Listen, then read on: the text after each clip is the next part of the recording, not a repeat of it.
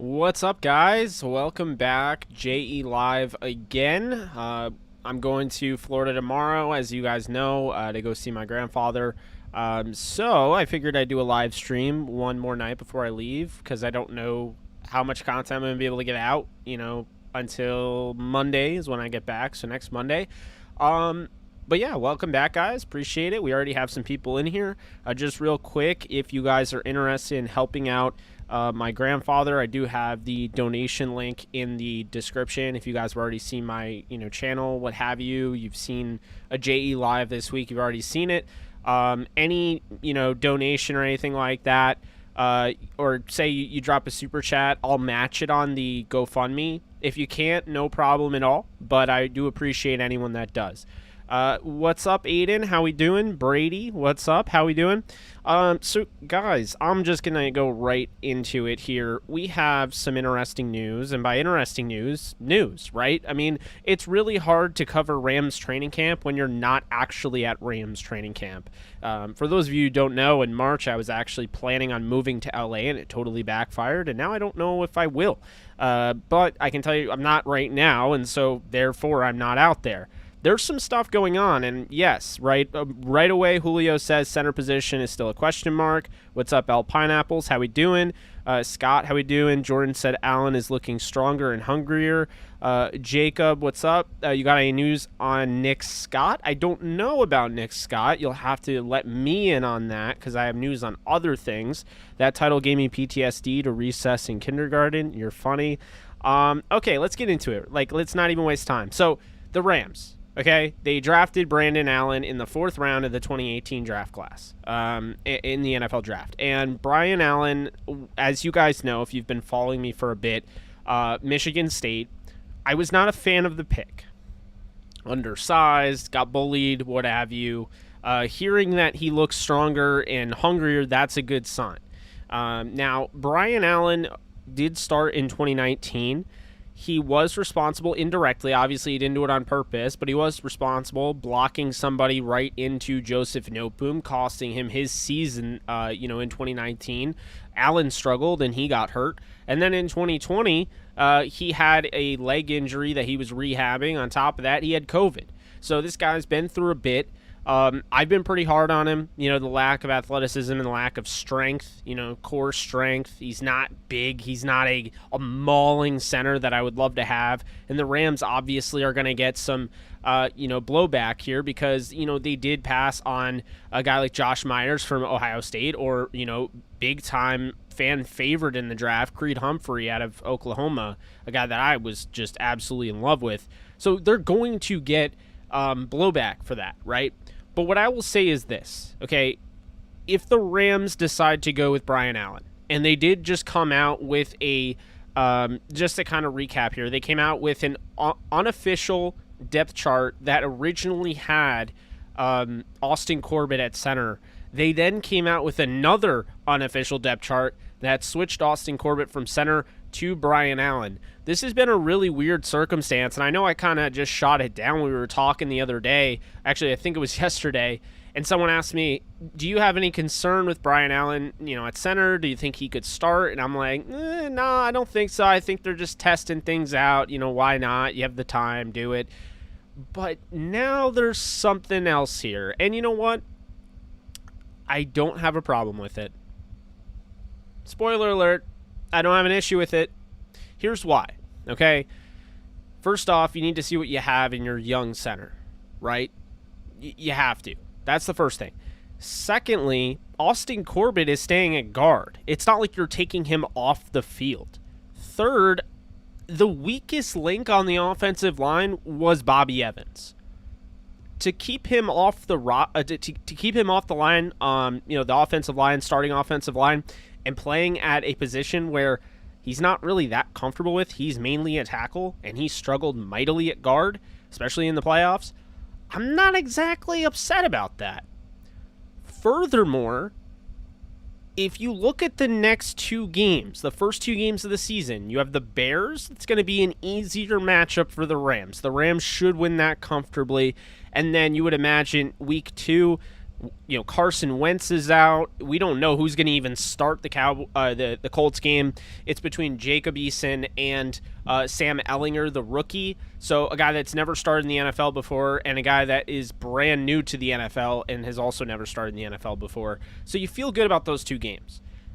At worst, you put in Brian Allen. He doesn't do well in those two games. I don't think it's enough to cripple you and lose games. So I think they'll go 2-0 regardless. But they're able to get a sense of, can this guy play center? And if so, then Corbett can continue to get better at guard because that's his go-to position. They keep him at guard. They find out that Allen can play center. And then all of a sudden, where's your weak link? You don't have one. Whereas Bobby Evans is a question mark. He's mainly a tackle that you're trying to play at guard. And he has experience, and it didn't go well. So I do like it. And the worst thing that could happen, Brian Allen isn't the guy. In 2 weeks, they go with this idea. They pull the plug on the Brian Allen project. And guess what? I wouldn't have an issue with that either. But I don't mind them trying it. I definitely don't mind them trying it. I think it says a lot about Kevin Carberry that they want to go this route first and foremost. On top of that, I do think it says a lot about Kevin Carberry that they didn't go out and they didn't get anybody in the draft that he coached previously at Stanford. It also says a lot about Kevin Carberry that they've stuck with guys that they're familiar with in this, this offensive line when he's brand new. So he's evaluating this, and either he doesn't want to do any work or he's just like, man, there's not really much for me to do except these are the guys I want, and I want to coach them up. They brought in Cologne, and they ended up letting go of Demby. To me, that was that needed to happen. Whoop. That needed to happen, in my opinion. So I don't have an issue with that. The Brian Allen thing, it sounds weird, right? Feels weird, but I don't hate them giving Brian Allen a shot. Now, I just think what comes down to it is he's got this bad reputation, which makes sense. But again, he's a 4th-round pick, right? And the Rams aren't trying to give up on all these guys, okay? And that's another thing. If they were going to give up on these guys, Okoronkwo wouldn't be in position to potentially win a starting job. So I don't know about that. So I kind of, I like this idea. I'm not saying I'm a huge fan of Brian Allen. I do stand by what I said, but I'm curious if Jordan Rodriguez seeing things that, he is definitely improving, then that's probably what the coaches are seeing. And if the coaches are seeing something there, then I got to stick with the coaches, man, because I'm not seeing this. It'd be different if I was out there and I was seeing this and I'm telling you guys, look, I'm watching Brian Allen. He's not progressing the way these guys think. I think that they're too in love with the guy. I think they don't want to let him go. But I can't say that because I'm not out there, I've been in the Senior Bowl, and I've seen a player that was struggling, and then everybody's, there's certain people that are talking him up. I'm like, whoa, wait a minute. Did you not see his 1v1 drills? Okay, just making sure. It's not like that. I don't have access to this right now, and so therefore I'm a little, I'm a little limited in what I could say, what I can do. I could say whatever I want, but as far as credible comments, things that will add value, I'm not going to just say things that I don't actually believe and that I can't back up. So let me back up a little bit here. Let's see. Hopefully all the doubt and hate causes Brian Allen to become some beast. I would be cool with that. Could have drafted Eric McCoy in 2019 also. That's true. If Allen doesn't pan out, we'll definitely be drafting one in our second next year. Brian Allen has got to play DeForest Buckner and Akeem Hicks 2 weeks in a row, so we'll see how that matches up in his potential. That's also true. In McVay we trust. There you go. Really tough to judge the O-line play without actually being there. Exactly. 100%. What's up, Chantry? Hey, Ray. How we doing? Nick Scott down, could put no weight as he was helped off the field. Oh, that is really bad. Where did you see that? Because I'm hoping to God that, that's not the case. I'm a big fan of Nick Scott, man. I've really turned into a believer of his, and a big fan of having, being 4 deep at safety. He is a very big talent, as far as his athleticism is concerned, and I think he was gaining some steam, and Ryan Anderson tweeted that. Is it so? Okay, so what's going on with it though? Is it legit? It's not that I'm not a Corbett believer. It's actually quite the opposite. I believe in Corbett so much that keeping him at his spot, keeping him at guard, allows him to thrive maybe on a different level than having to basically learn how to play center. And he's played center before, but he doesn't have as many snaps as he has at guard. I think he's more comfortable at guard. I saw Austin Corbett at the Senior Bowl. The biggest issue with Austin Corbett is that the scouts were wanting to see him played at tackle. And so when he was playing at tackle, he got eviscerated. He just didn't move that well. He wasn't a tackle. That's why. When they moved him at guard, he was destroying guys. And I think one of them, if I am not mistaken, one of them was Obinna Okoronkwo, who he was tossing around a little bit, from what I remember. I could be wrong. But, I mean, you see so many Senior Bowl players and all that, it kind of blends together. But Jordan Rodriguez Twitter, she's trying to find out if Nick Scott is okay. All right, keep me posted on that. I'm hoping Nick Scott is okay because I'm a big fan of his. Yes, Brian Allen could end up being the go-to center there. Hell yeah, I'd be down. Okay, so I saw that. So, what's up, Will? Okay, so let's talk about why I have a Falcon on the cover of this thumbnail. If you guys didn't see the thumbnail, yes, that is an Atlanta Falcon. His name is Tyler Hall from Wyoming. He is a UDFA that played a little bit with Raheem Morris's defense last year, and the Rams have actually claimed him, if you did not know. Unfortunately, they released Brandon Wright, and they cut my guy that I really liked, Jovan Grant from Merrimack. So it didn't really look like Jovan Grant was getting much of a shot in camp anyway, so I'm not really surprised. Plus, I think they have, kind of a surplus at, safety right now. So they're really trying to fill out that cornerback spot, add some more competition. I do like that. So, guys, let me tell you a little bit about Tyler Hall. He ran a 4.4. He has familiarity, with Raheem Morris. Last year, he was, one of those guys. We've seen the Rams, get these guys all the time. A UDFA that doesn't make the team, but then he's on the practice squad. And then he, comes off the practice squad, plays a little bit, goes back on the practice squad, then comes back off.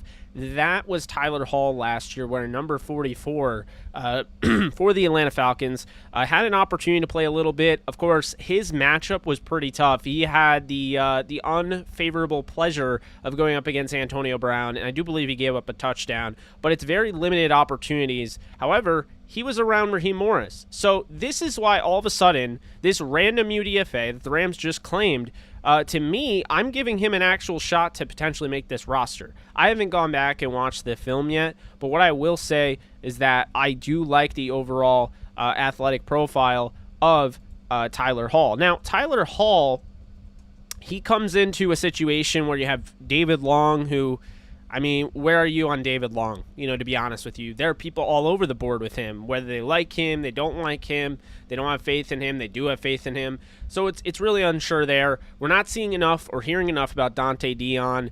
Hearing stuff about Kareem Orr. Bronte Harris apparently had a really good day today. So that, that cornerback group is actually, it's a little interesting, right? It's kind of going back and forth. But with Tyler Hall, the interesting thing with him is he comes in as one of the fastest corners on the Rams now. He ran a 4.41 40 time at his pro day. He's 5'10", 189.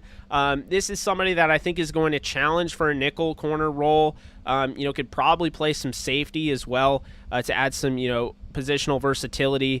But when you look at it, he didn't have the best 10-yard split or anything like that. But, obviously long speed, 4.41, that's a good sign. He played on the boundary at times, played in the slot. Didn't have a ton of playing time with the Falcons, but, for what he had. Vertical is 38, and he had a broad jump that was in the 93 percentile. So, he has a great explosive grade.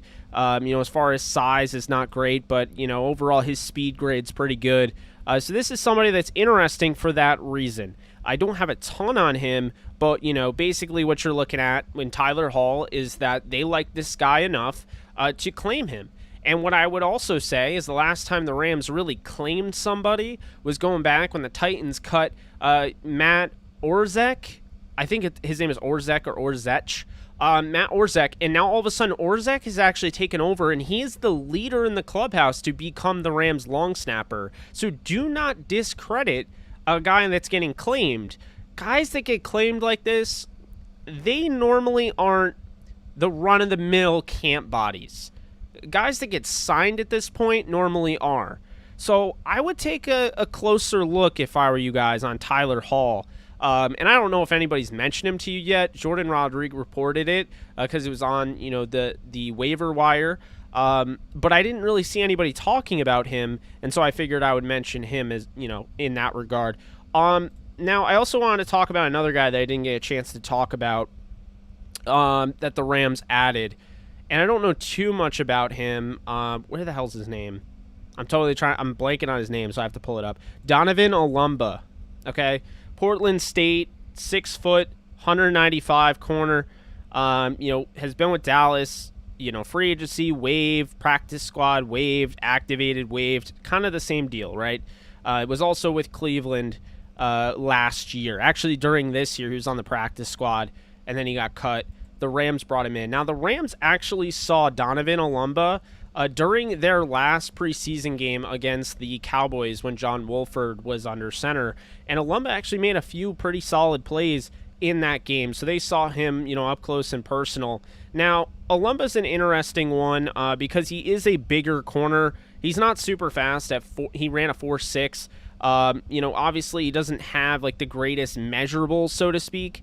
Otherwise, he wouldn't be just readily available. But it is interesting. He played some pretty good ball when he played against the Rams in preseason in 2019.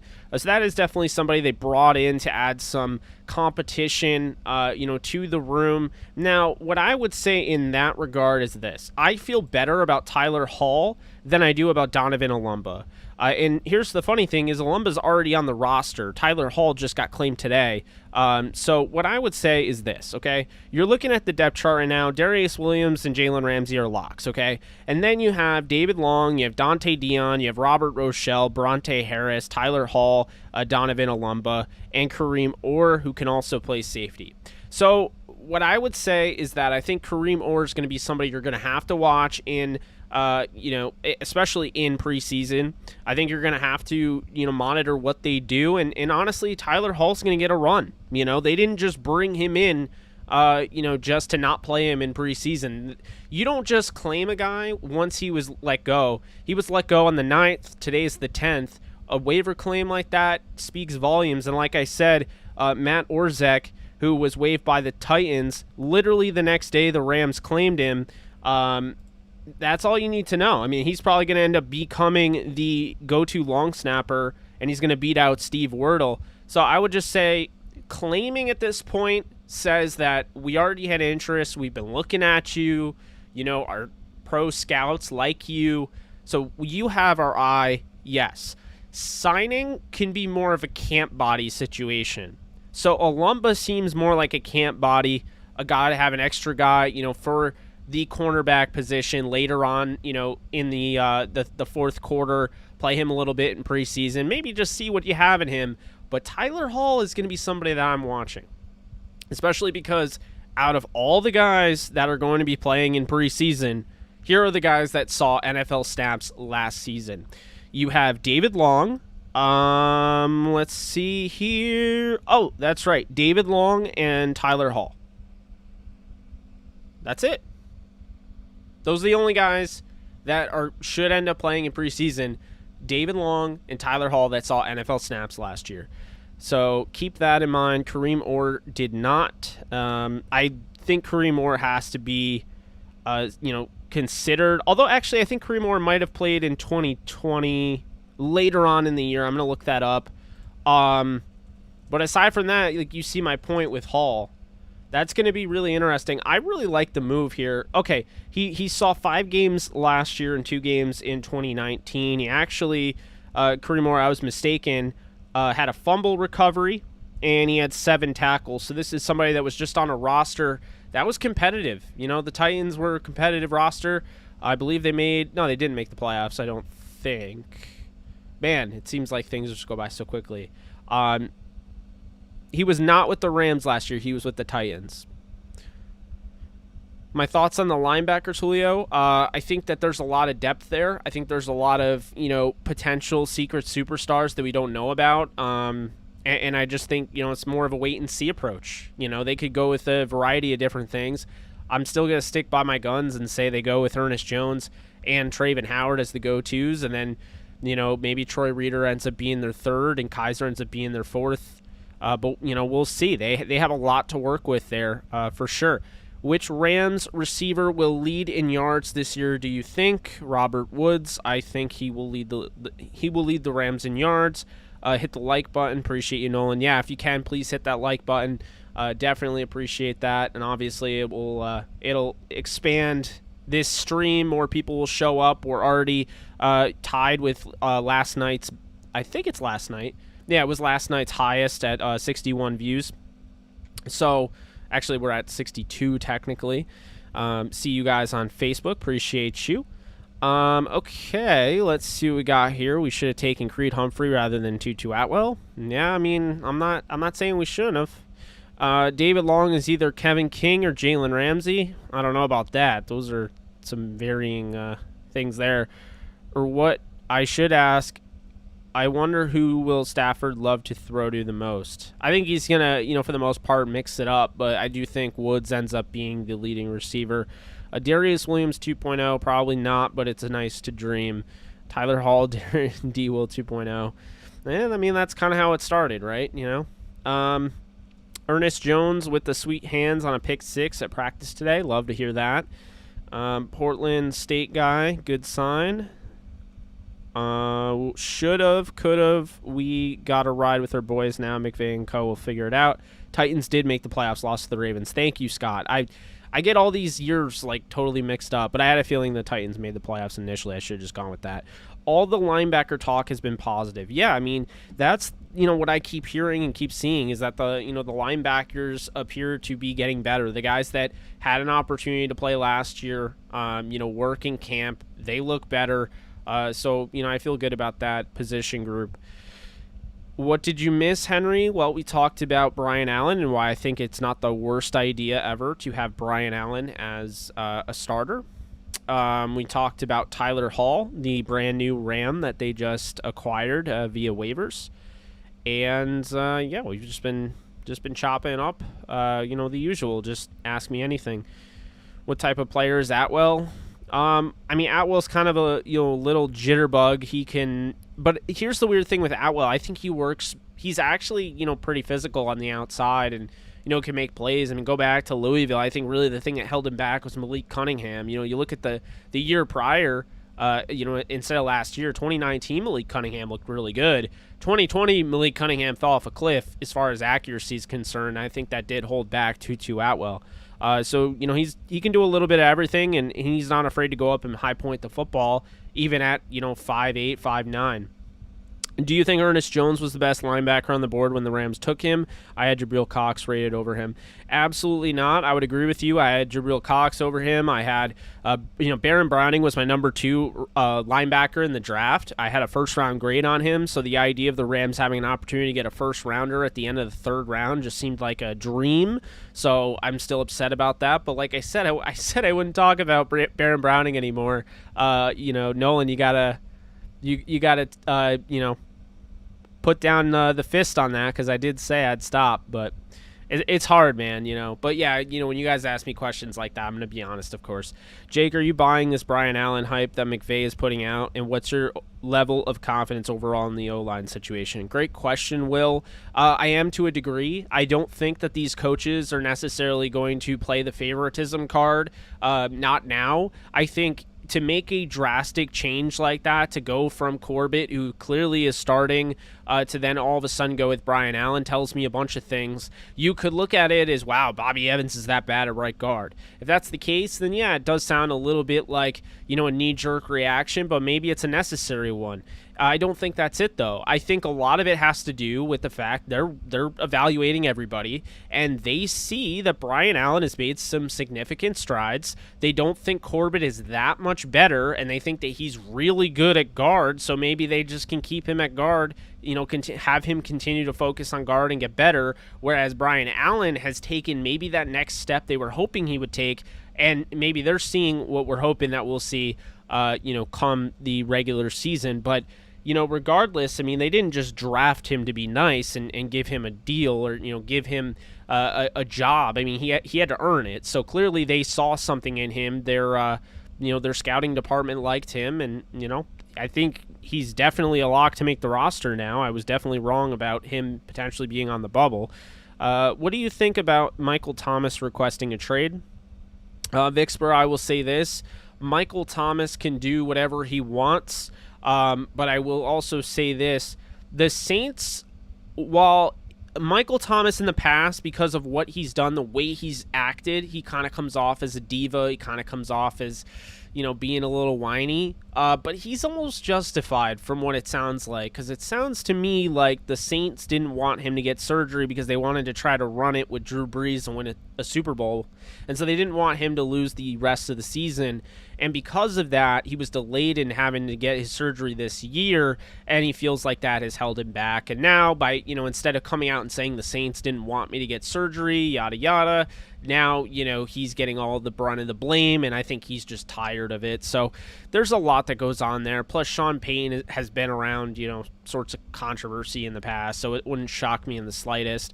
But it also goes to show you, man, this is why paying receivers $20+ million isn't always the most brilliant idea. As much as we love receivers, and keep this in mind, when Michael Thomas was paid, he broke the completion, or rather the receptions record in a season, so obviously it was warranted, but you have to be careful on who you're paying. Like, I would rather have 2 1A 1B guys like Woods and Kupp over having just one 20K guy or 20 mil guy, and then the next guy next to him is he's good but not great. I'd rather have a Kupp and a Woods, and be able to fill out my roster than have all my money put into one receiver and then have kind of a average receiver group, And I think the Saints are kind of wishing they didn't, hindsight's 2020, and I don't think the Saints are feeling good about that signing of Michael Thomas. That is going to be absolutely is blowing back on them. How do you think Staley will do as a head coach for the San Diego Chargers of Los Angeles? Paul, I'll be honest with you, I have the Chargers in the Super Bowl, so I think he's going to do pretty well. I went to camp twice this month, and Xavier Jones looked really good. Harris, too. Like to hear that, Robert. Does not surprise me either. I'm excited for those two. Any update on how the Rams plan to use Jacob Harris? Might expect him later in the season. I can't wait when he's subbed in regularly. Jacob Harris is going to be used, I think, in every game, but he's going to be sub-package, right? So they're going to use him in certain situations, probably in the red zone, isolate him, 1v1, and try to just throw back shoulder fades. You have a very pinpoint accurate quarterback in Matthew Stafford that can make that throw all day, every day. And so now you have a wide receiver / tight end hybrid that can seemingly make that catch, 75 out of 100 times, and that's good percentage. So it's not really a 50-50 ball with Jacob Harris. I think it's more of a 75-25 ball, and that's a good percentage, and you got to like those odds. So I think he's going to be used in that regard. Could be used in other ways, but I think that's going to be mainly he's going to be a red zone threat. It'll get him comfortable. I mean, what's better than throwing touchdowns to a rookie? That's going to get their confidence through the roof, especially even though they're not starting. They're seeing the end zone, they're seeing the touches, all of that. The confidence is going to rise, and they're going to feel good about it, moving forward. How much can a quarterback elevate a center's play? Reading of a defense. It might help Allen having Stafford's hand on his behind than Jared. I mean, you're not wrong there with JG. Now, what I will say is I think a lot of us are focusing on how the coaches looked at Brian Allen, but let's not act like, Matthew Stafford didn't get a say in this. It's like assuming in baseball you have a pitcher and he doesn't get his say on if he likes his catcher or not. And we know that's not the case because if you follow baseball, there are catchers that literally have, like, pitchers that have their own designated catcher, and that I know that's happened with Garrett Cole.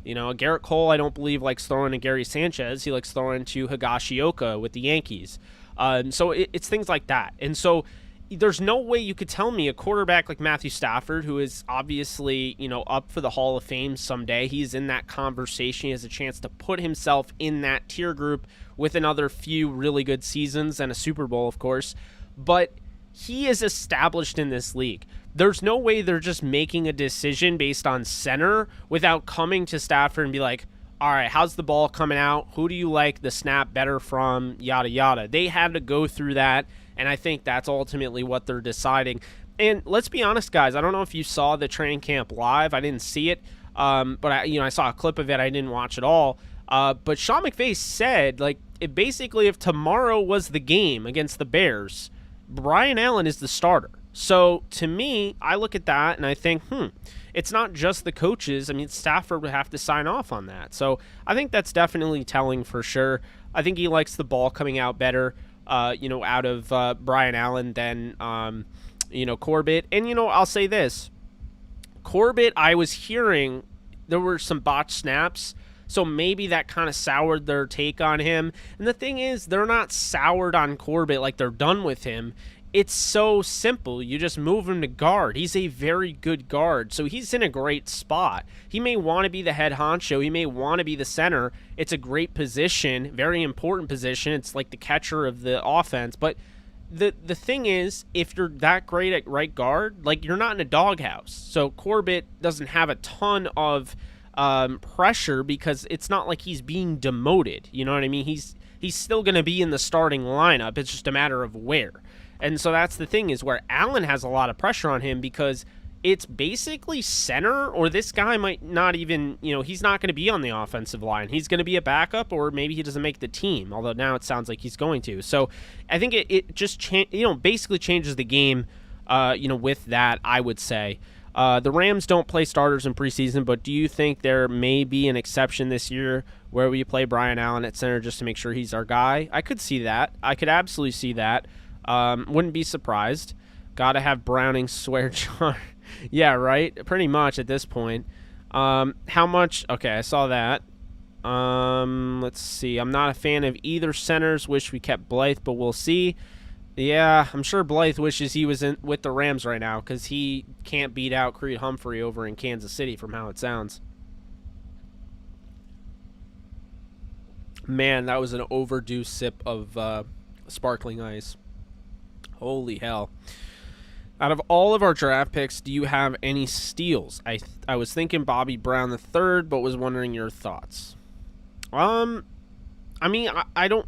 It's tough, because, like, a steal in regards to Bobby Brown, I think he was drafted kind of around the same, the same valuation that I would have expected him. I think I had him as a fourth-round grade, and he went in the fourth round, so I don't think that's a steal, so to speak. And the Jacob Harris pick... I don't know if I could say it's a steal either because I had him in the 6th round. I had Jake Funk in the 6th round. He went in the 7th. So, I mean, by definition, I think that's a pretty good, value there for him. I could see Chris Garrett. I think Chris Garrett, time will tell, and we'll see, what they're able to do and get out of him. But, I mean, I was really impressed with his, his rep and coverage and, some of the things I really enjoyed watching him, when he was number 48 was on our screen during the Cowboys centric, joint practice telecast. But, I definitely think he has a chance to be a huge one there. And then on top of that, Ben Skoranek, I would say those two guys have a chance for sure to be, steals because you get him in the 7th round. Rochelle also, too. I mean, Rochelle... he could end up being like a 2nd round talent, maybe even a 1st round talent when it's all said and done. And they got him in the 4th round. That was such a great pick at the time. Huge pick. And then Ernest Brown, the 4th, kind of reminds me a little bit of John Franklin Myers, where they got him, what he is, kind of that tweener. So, I mean, if he ends up being like John Franklin Myers, they got him in the 5th round. That would be a steal, so to speak. So, as far as steals, I mean, it's hard, but I would definitely say the 2 7th round picks, or maybe all 3 of the 7th round picks, have a chance to be huge values, in the future. So that's what I would say with that. Great question, by the way. Jordan said there were a lot of overthrown balls with Corbett at center. That is interesting. That is very interesting. I don't know if you saw earlier, but Brian Allen had some tough competition for a stretch of the season. If he starts, Akeem Hicks, DeForest Buckner, Vita Vea, Poona Ford. Yeah, but keep this in mind. Centers don't necessarily go against those guys 1v1. Normally it's a double team. So if he needs help, that's going to be a thing there. I want to see him just basically be able to move guys from point A to point B in the run game. I'm not really entirely worried about him in pass pro. To be honest with you, I don't think he's horrible in pass pro. I think he's better when he has a firm base and he lets guys come at him in pass pro.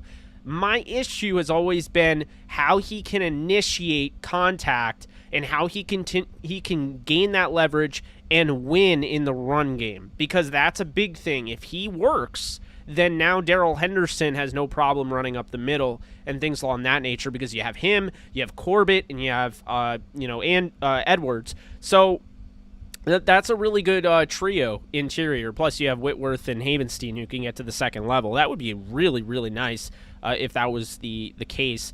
I saw that. Allen is the result of the Cowboys' physical dominance.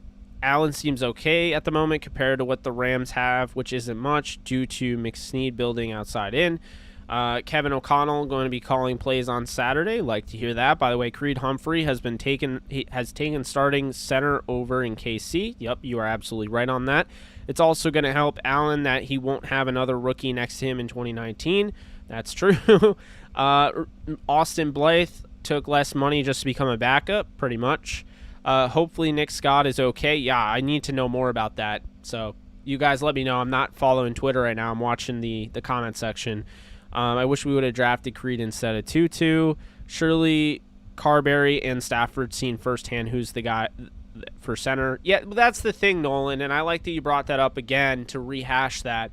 Stafford, Carberry, McVay, that's not just a decision that McVay's like snap making and is like, you know what?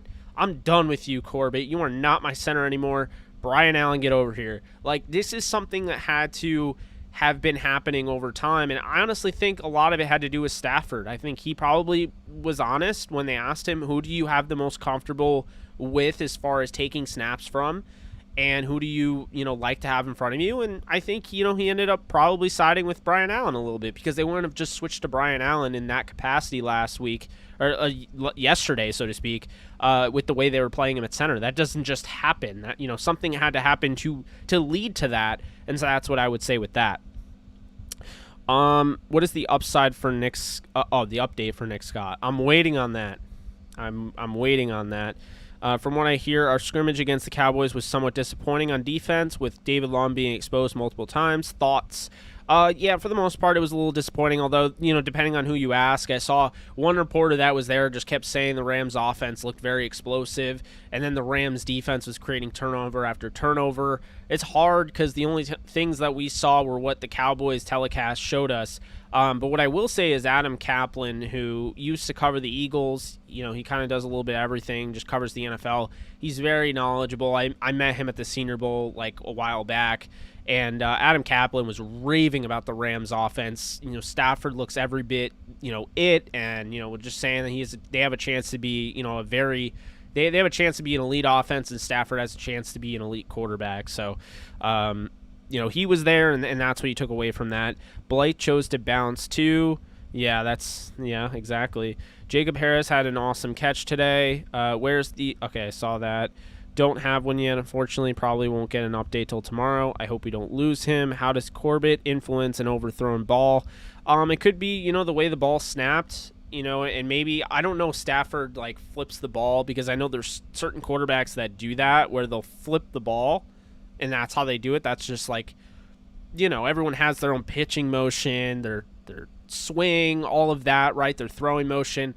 Some guys, in the middle of their, the mesh point when they're receiving the football, from the center, they'll flip the ball. So I don't know if Stafford has that. I've never really looked at it, but that's what I would say with that. I don't know how that necessarily leads to it, but again, it probably does. There's probably something about it where Matthew Stafford isn't getting his hands in the right position to have the best grip possible for the football based on the way he throws. And what it probably is he probably feels he has to adapt, a little bit more to what Corbett is doing. And the Rams are probably not wanting him to have to adapt to, when he gets the Corbett snap. And whereas Allen, it feels more natural. But I'd never played quarterback in the NFL, so I don't know for sure. It's just, that's kind of, just hearing some things that I've heard, how quarterbacks like ball snapped and things like that. That's what I'm taking from that. What's up, LA Rams? How we doing? He meant a bad snap. Yeah. Did you see Joe Tooney getting absolutely obliterated by Chris Jones? You know, the guy who took on AD one-on-one in the Super Bowl and won his reps. Yeah, Chris Jones. I don't know. I know this isn't like a Chiefs channel, although I think you guys would still stay if we're talking NFL. It's mainly Rams-centric though. But man, Chris Jones is gonna be really freaking good. He put on all this muscle. He lost all his weight, and he's playing defensive end in a 4-3. So I feel really good about Chris Jones. It's gonna be fun to watch him, man. He is a freak.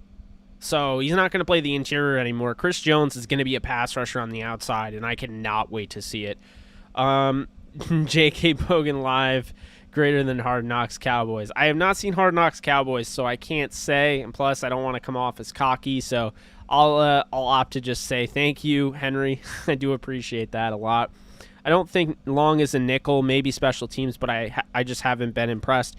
Neither have I really, but I have also not been there. It's been what I've seen, what I've heard, kind of blending that in a little bit. But yeah, I mean, yeah, I've never been a huge David Long fan. Wasn't a fan of the pick at all. There were other guys I had in mind, and, you know, I'll leave it at that. What happened to Nick Scott? Still waiting. He's not a nickel for sure, but that was one of the main takeaways from the scrimmage, at least on the D side for the Rams.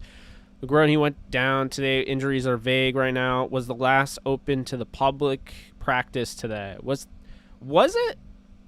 That I don't know. Thoughts on our secondary. What did you think about them during the joint practice with the Cowboys?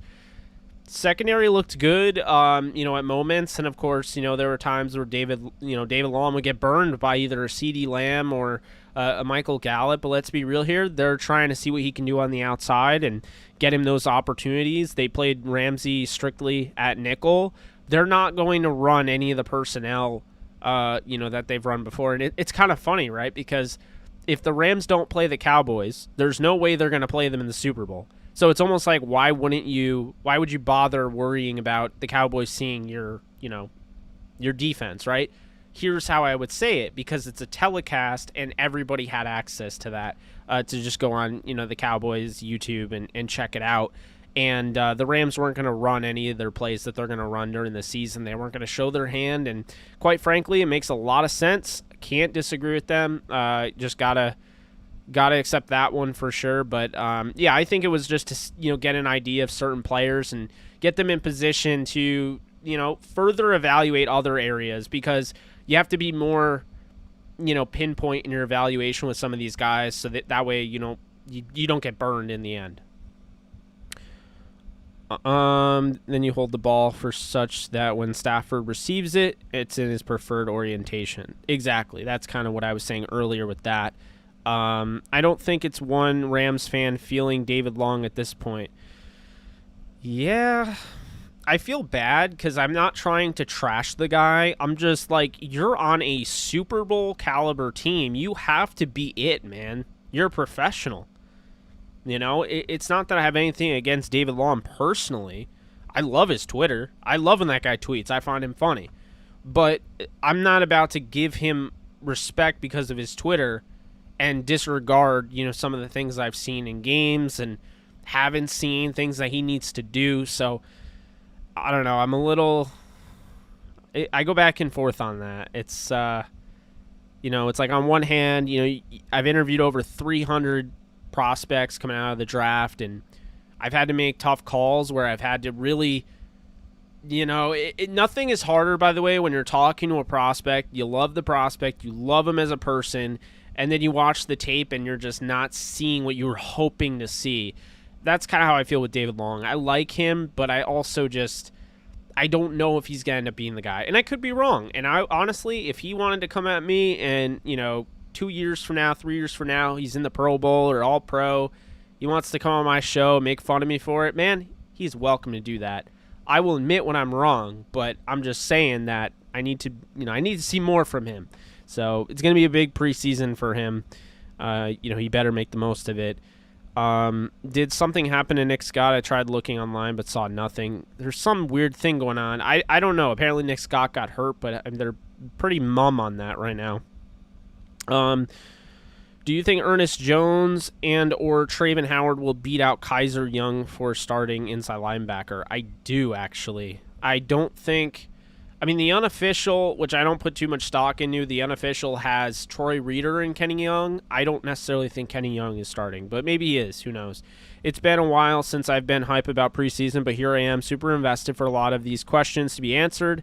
It's going to be a lot of position battles. Absolutely agree with you there.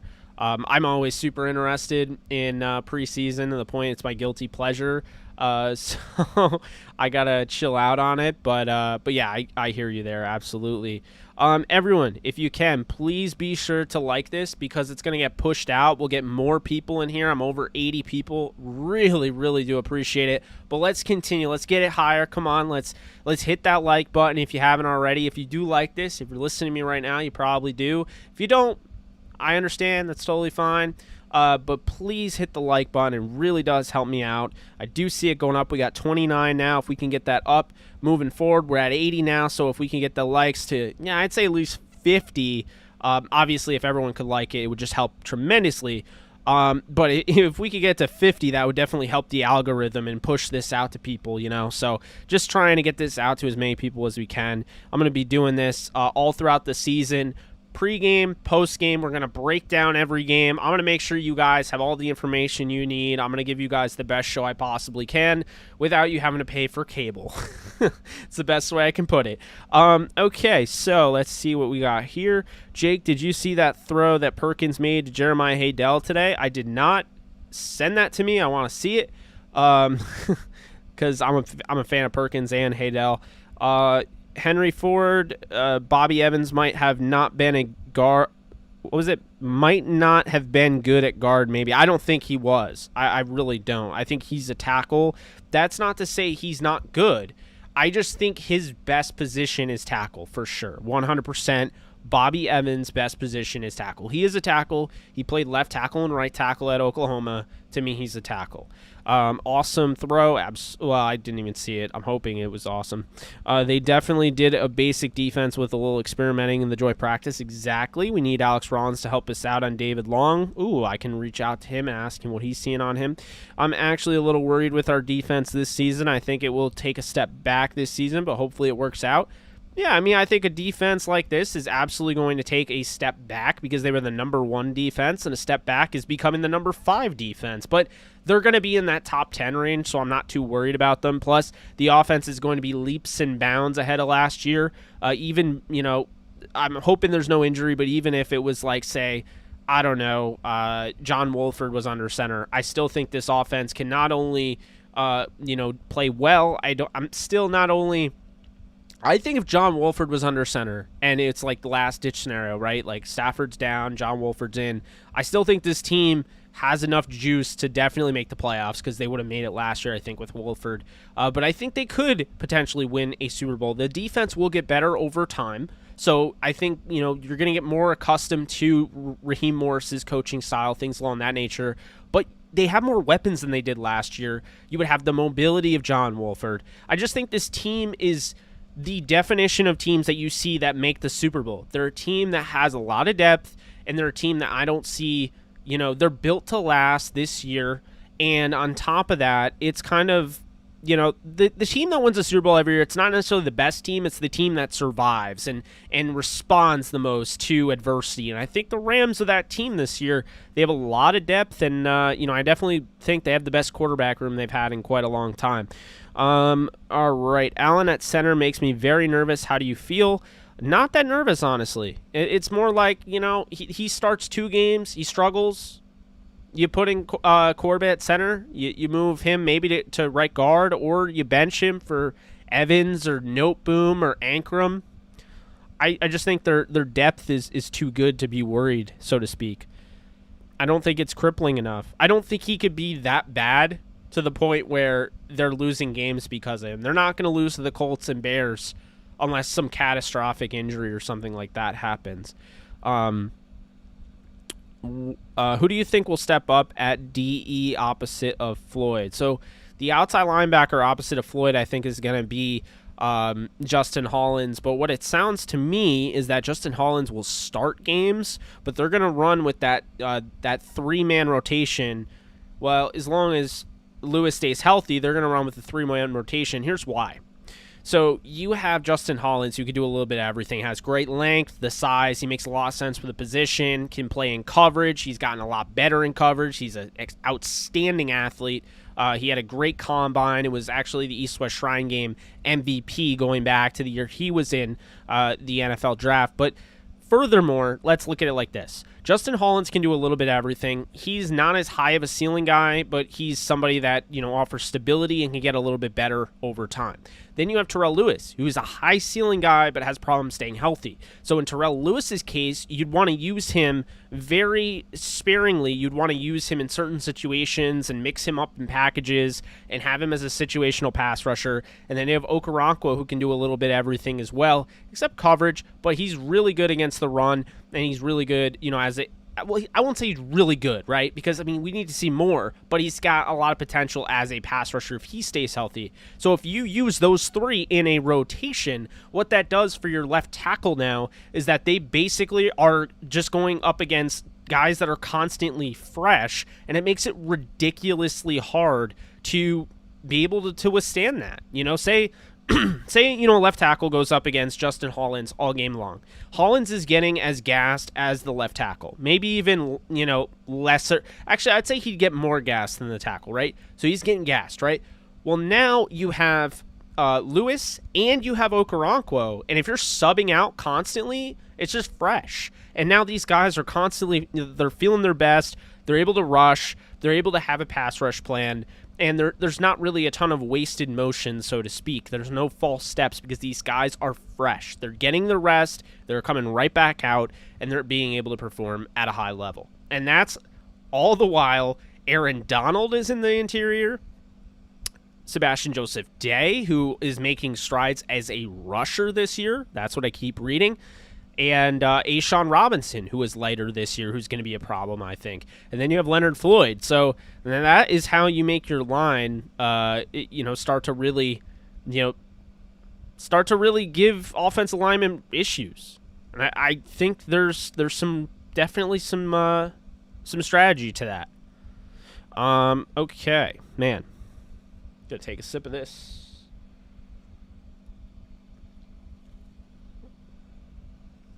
All right, so let's see. I like people who like preseason.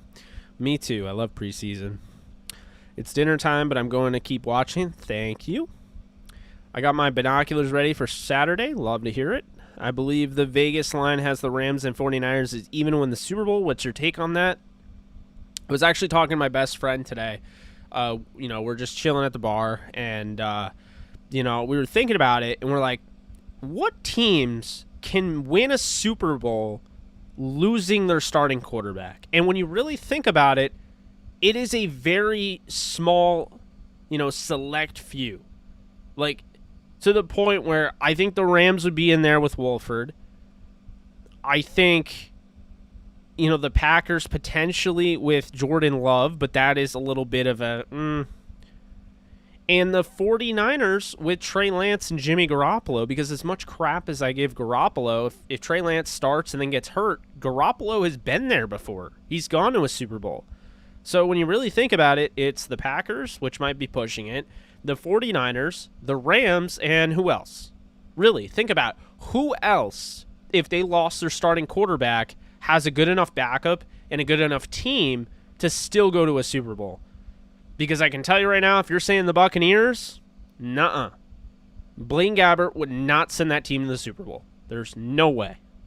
They're not beating the Packers. They're not beating the Rams. That wouldn't happen. So really, I ask you guys, who would do that? Because I think the Rams, the Packers might be pushing it. And, I would probably say the 49ers. 49ers have a great roster, and on top of it, they have a guy that's already been in the Super Bowl and a guy that I think is better than the guy that's already been in the Super Bowl in Trey Lance. Maybe you could say the Steelers, but we haven't seen enough of Haskins. I guess if I'm saying Love, then maybe, Haskins with those weapons in Pittsburgh behind Big Ben, if he wins that job. Definitely not Mason Rudolph. I mean, I can't think of really anyone else. Like maybe, Derek Carr, Mariota, but Super Bowl? Chad Henne behind Patrick Mahomes? Pretty sure it's Chad Henne. No? To me, it's a small bunch of teams. Very small. I mean, yeah, it's really hard. You can't really even think about it. I mean, even like the Titans, for instance. I mean, it's like the Ravens, if Lamar Jackson went down, I think Trace McSorley has shown that he can play in this league. But is Trace McSorley going to win you a Super Bowl or take you there? The Ravens are a very good team. Their defense is their highlight. They don't have a ton of weapons on the offense, especially if Bateman's hurt. Like everybody's hurt for the Ravens right now. So I mean, when you really think about it, it's not gonna be good if teams lose their starting quarterback. I don't think a lot of these teams. Maybe, and you guys might laugh, but maybe Josh Allen and Mitch Trubisky in Buffalo. Maybe. I mean, you're really splitting hairs at this point. So, but that's my point, is that the 49ers, the Rams, the Packers are pretty much the teams that come to mind of who can continue their season if they lose their starting quarterback. And those teams I think they're in really good shape. They've set themselves up well. It's important to have a good backup now and not roll out Chad Henne. I don't even know if Chad Henne's I'm going to look that up because I don't want to be wrong. I don't want to be saying wrong things, but if I were the Chiefs, I'd have a better backup, I think. Let's see. It might be Matt Moore or Chad Henne. Someone's going to tell me before I look it up, but let's see. No, it is Chad Henne. Chad Henne, Anthony Gordon, Shane Buechele. I like Anthony Gordon. I mean, if I were the Chiefs, I might trade for Gardner Minshew if Mahomes goes down for the year or anything like that. Maybe Browns, Case Keenum as backup. Maybe their deep roster, that's a big maybe. Rod, you might be onto something. I obviously am not about to say Case Keenum is a difference maker, but Case Keenum can play in that system, has weapons, and that run game with the offensive line could really make his job easy. Plus, he went to an NFC title game. Like, the Vikings have not gone back there since. Like, Kirk Cousins has had lesser success than Case Keenum did in his 1 year with the Vikings. I'm very confident in Wolford, man. I'm going to be honest with you. Can make all the throws. Obviously, the mobility factor. I'm not, like, hoping Stafford goes down. I love Stafford. He's been one of my favorite quarterbacks, one of my favorite players in the league for, the last half decade. But I'm just saying, actually, that's a good one. Taylor Heineke with Washington football team. They're a good pick, honestly. Washington's very interesting because Washington has a top-notch defense. They have Terry McLaurin. They have Curtis Samuel. They have Antonio Gibson. That's a good, three-man punch there. And on top of that, they have Logan Thomas, who's extremely underrated, one of the best tight ends in football. They have a very good offensive line. Not very good. I'd say good. And then their defense is just freakish. So, I mean, you're looking at Fitzpatrick, Heineke, Kyle Allen. Yeah. Yeah, Minshew with the Jags, but I mean, are the Jags ready? Could the Jags do it? I don't think the Jags could do it.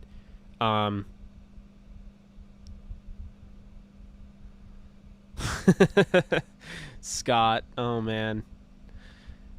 I wouldn't have Stafford even attend preseason, man. I wouldn't even have him attend it. I don't want a piece of debris to fall on him. I don't want somebody to get pushed out of bounds and, land into his leg. I don't want anybody near Stafford. I want him bubble wrapped and I want him at home. I don't want him anywhere near preseason. I don't want Rodney Harrison to try and dive at his knees in public. I don't want it. I wouldn't even chance it.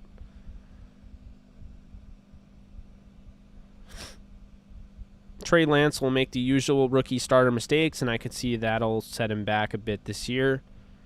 The thing about Trey Lance, though, and this is a big thing about, being a young quarterback, when you're a rookie and you have the legs, you can create things that guys that don't have that mobility can't.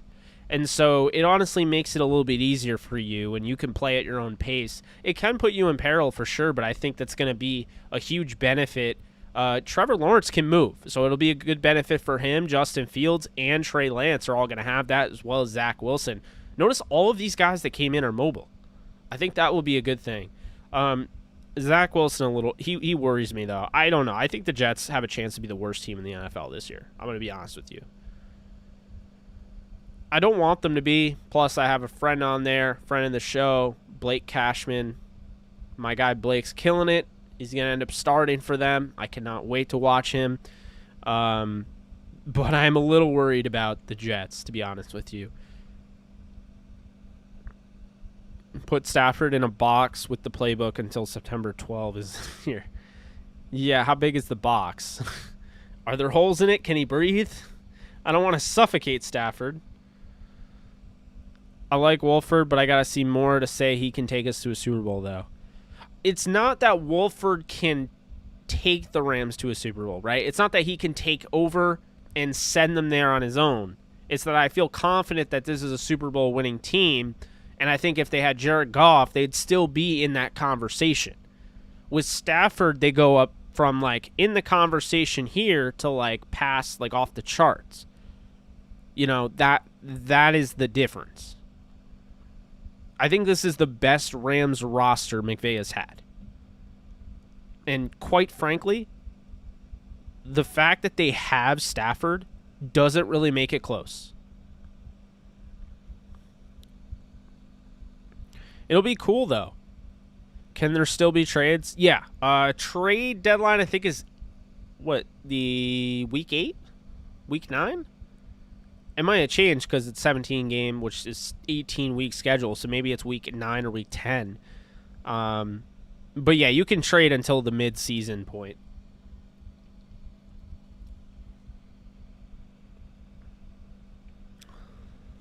All right. Fruit fly is trying to freaking go on my drink. Jerk.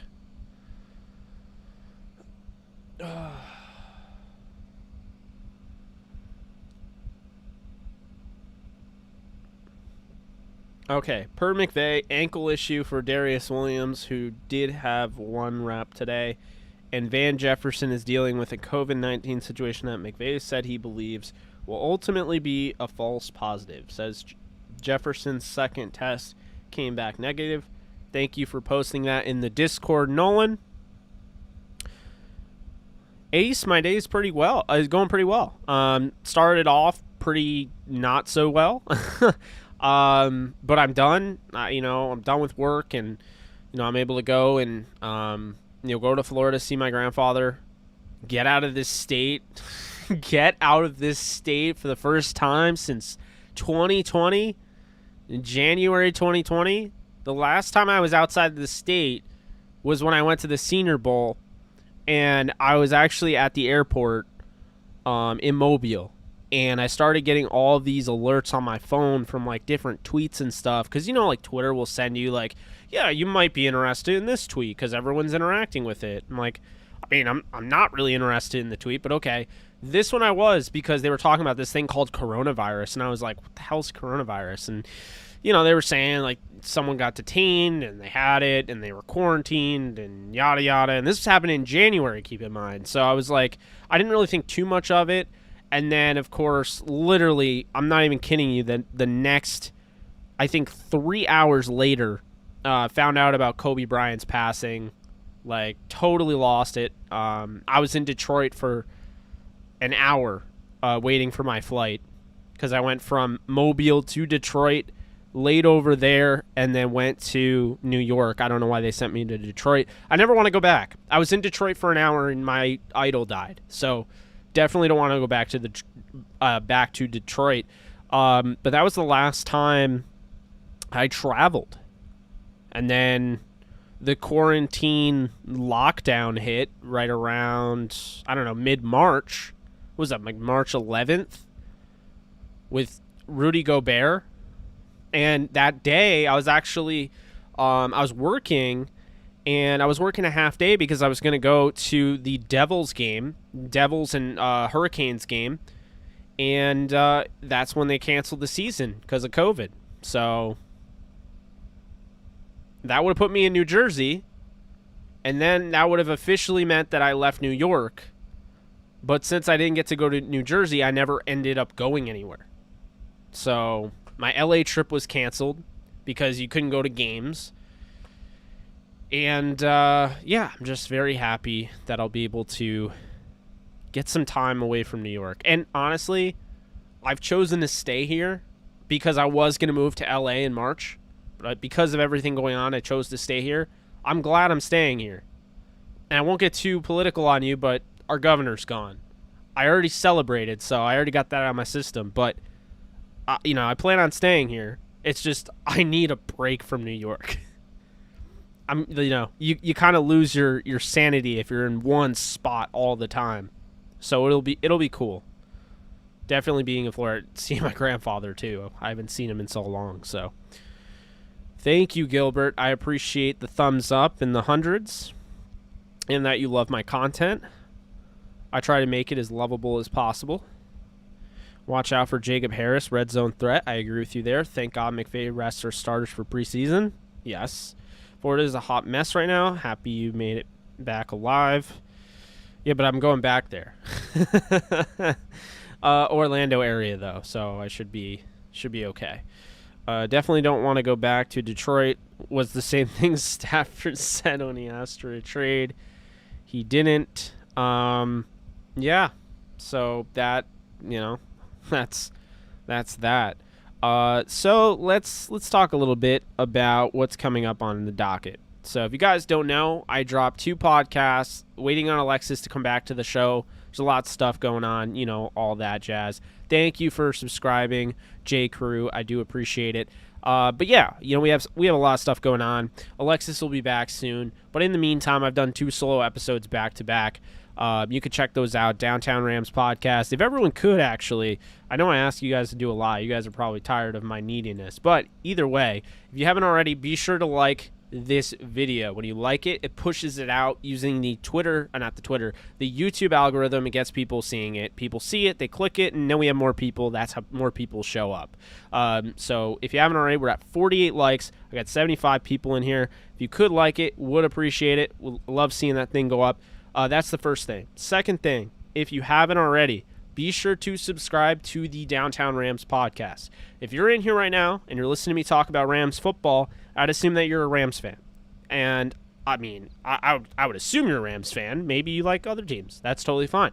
But if you are a Rams fan and you want a Rams-centric podcast that has a pretty good group, I would say. Maybe I don't really like talking about myself, but I think we were a pretty good group, pretty good duo, Alexis Kraft and I. If you like a pretty good duo that knows a little thing or two about the Rams, get some good guests on, and just likes to keep it real, the Downtown Rams podcast, we're on episode 365. We've had an incredible run. It's been so much fun. We're nowhere near done. So be sure to subscribe to that podcast if you haven't already. I know there are people every day that are like, oh my God, all of a sudden, I just realized you're the guy that runs the Downtown Rams podcast. I've been following you for how long? And I'm like, I don't judge, but it is funny when I have people that follow my YouTube channel and haven't put 2 and 2 together that I also co-host the Downtown Rams podcast. And they're like, man, you sound just like the guy who co-hosts the Downtown Rams podcast. And I'm like, yeah, I don't know, man.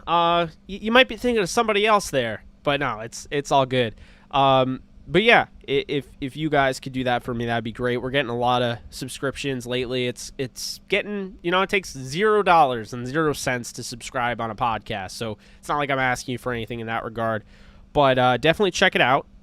I talked about Henry Ellard, and I talked about Torrey Holt and how they should already be in the Hall of Fame. We shouldn't have this discussion. Dabney, I appreciate that. Great duo. I would also say, Dabney, your receiver, Reggie Wayne, absolutely deserves to go in. But I'm going to say after Torrey Holt. at the at least.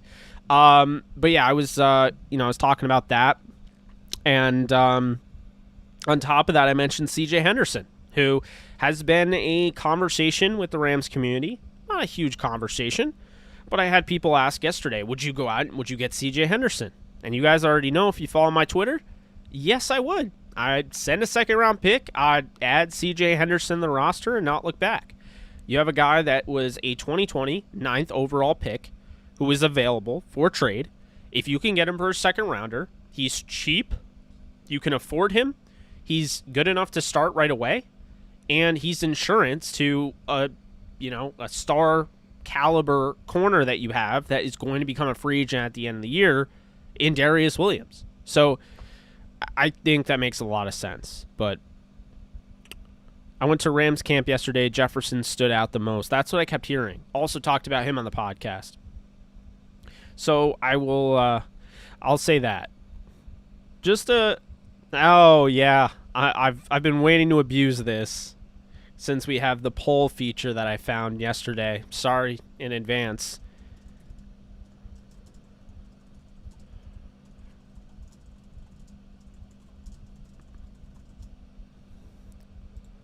Boom, there's a poll. I answer honestly, I won't be offended.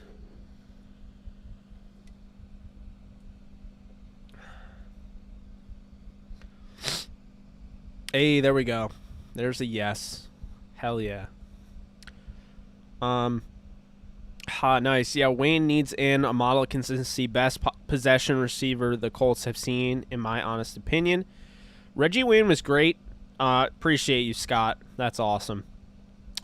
Reggie Wayne was great, absolutely. I just feel like Holt, had multiple. He had 2 1,600-yard seasons. He had 4 1,300-yard seasons, I believe. He really had a great career, and I just feel like he's still somewhat underrated. I don't know why. You and Alexis bounce off each other's energy so well. Hey, we try. We definitely try. I'm excited to get her back on. And we're a team. We're co-hosts. She's just taking a little bit of a break right now, and it's nothing like she's not like hurt, injured, sick, anything like that. We're just taking a break, in a sense. I mean, I'm still going because I really want to get podcasts out, but she'll be back soon. So, things are good there, and we're not breaking off the show or anything like that. What's up, Ashton? How we doing? Welcome. Higbee looked good too. Yeah, I keep hearing that Higbee's having a good camp.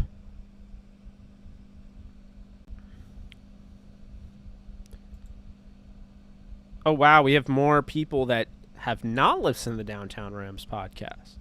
Well, I'm not judging you, but if you do want more Rams content after I do these live streams, you can always find those on your demand whenever you want. Those podcasts are on downtownrams.com. It's very simple. You don't even have to go to iTunes. You don't have to go to Spotify. You can, because we're on all platforms, but you can go right to downtownrams.com and it's right there. Alexis is storing her chaotic energy for the regular season. Yeah, honestly, I'm going to screenshot that and send it to her. I'm absolutely going to do that right now, Scott.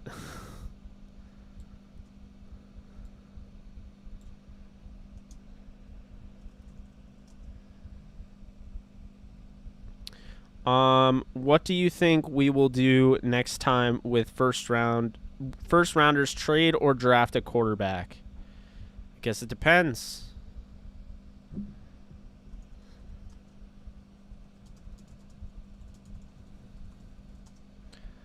Let's see here.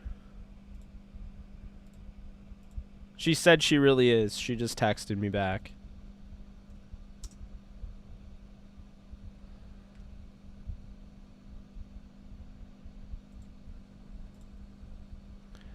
Said Scott with King energy knowledge. Oh, that's funny. 7-hour drive with wife driving, so you streaming helps. Oh, wow. 7 hours? Well, I'm saying that, Ashton.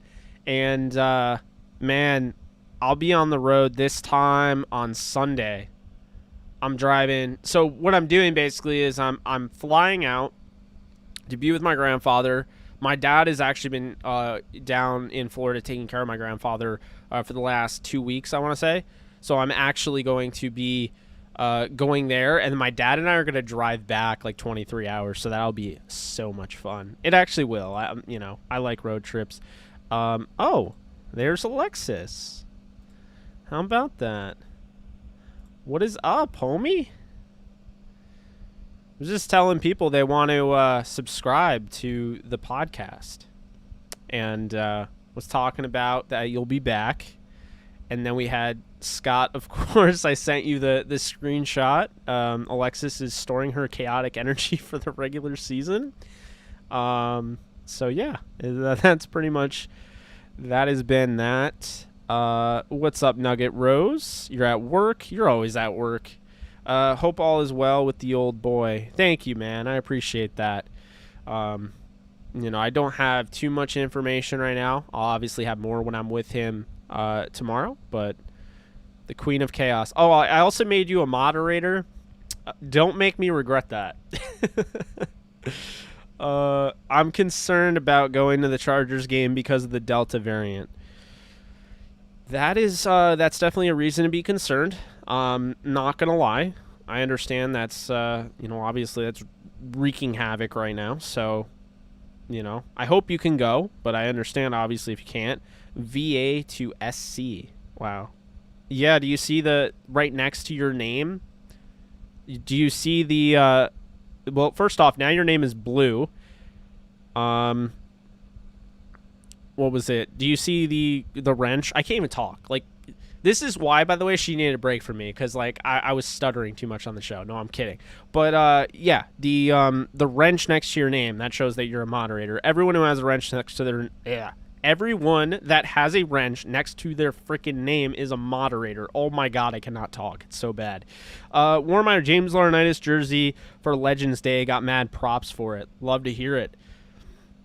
We all moderating up here. Oh my god, I love power. Oh god, what did I do? So pumped. Inject that DTR content into my veins. I'm special.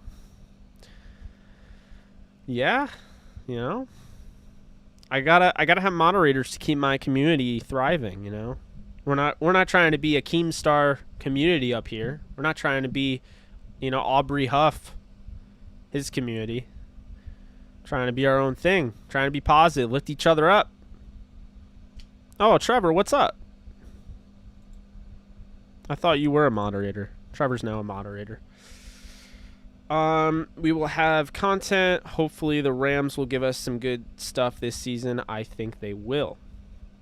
When is the next collab? What do you mean the next collab? Like the next thing that I do? I'm actually working on a project on this. So next what was it? Next Tuesday I'm doing a round table. That's all I can say for now.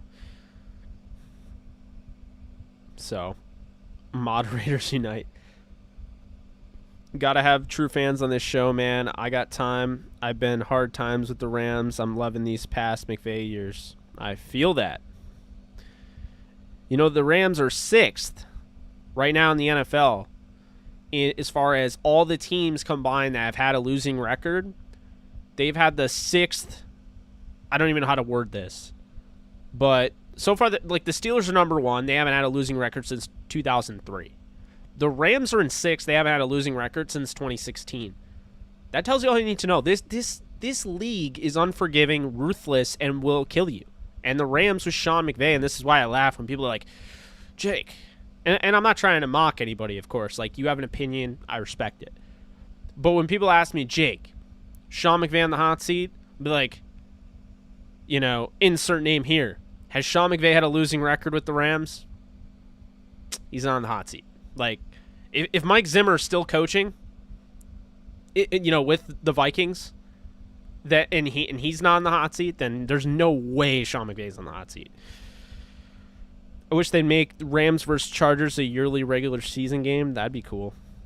You'll be able to see him in the Super Bowl, though. Don't worry. Get on the Discord if you haven't yet, my guy. I'm starting a Rams podcast myself. Thanks for the motivation. Love to hear that. Jordan, if you need any tips, anything at all, I've learned a lot, you know, doing this, and I've been pretty much do it yourself all the way through. So if you ever have any questions on, you know, anything, you can reach me at jkbogan on Twitter. My DMs are open. Anybody can reach out to me. I won't get back to you within the second that you send something. I did have one person freak out. I didn't get back to them within a minute of them sending something to me, but I will do my best to get back to you at a timely manner. Okay, guys, I have to hop off. I am binging The White Lotus with my mom. Very intense. Thank you for stopping by, Alexis. The Queen. Hopefully, Twitter sees that and verifies you. Okay, Trevor. People who think McVay should be on the hot seat exist. Yeah, they do. It's kind of weird. Theoretically, if McVay did get burnt out after this season, who would be your top 3 candidates for the new LA Rams head coach? This is a baller question. I love this question because you're not saying that McVay is going to get fired. You're not saying McVay is on the hot seat, but you're bringing up a real concern. The only concern that I have with Sean McVay, and that's getting burned out. And I would probably say my top 3 candidates would be Aubrey Pleasant, in no order, obviously. Aubrey Pleasant come back and be the head coach, Raheem Morris, and Thomas Brown. That's right. Pretty much all in-house except for one guy that was originally in-house, and now he is over in Detroit. I feel really good about, you know, just the culture that the Rams have established, the coaching staff that the Rams have. And so I don't really feel like they would have to go way out of left field and try to find a guy. So to me, Thomas Brown is probably the guy that I would go with, if I'm being honest. I think he just... Yeah, Eric Yarber, but Eric Yarber would be an offensive coordinator before he'd be a head coach. And honestly, he's been doing the wide receiver route for so long, I might just keep him there. Raheem Morris would definitely be, you know, a go-to, but I think to me, Thomas Brown, he's a guy that McVay took from college and instantly was like, you're a running back coach. And then within the year, he's no longer the running back coach. He is, but he's not just the running back coach. Now he's the assistant head coach. Those guys tend to have, you know, an opportunity to become head coaches in the future. That says a lot. McVay took a guy that's only been on the roster for a year, and he made him his, you know, assistant head coach. So if I were to say that, I'll be honest with you, I'd go with Thomas Brown to be the head coach of the Rams. That's what I'll say. Raheem Morris would be such an electric head coach. You're absolutely right there. Let's see. What else we got? Ooh, now we have yes is winning the vote.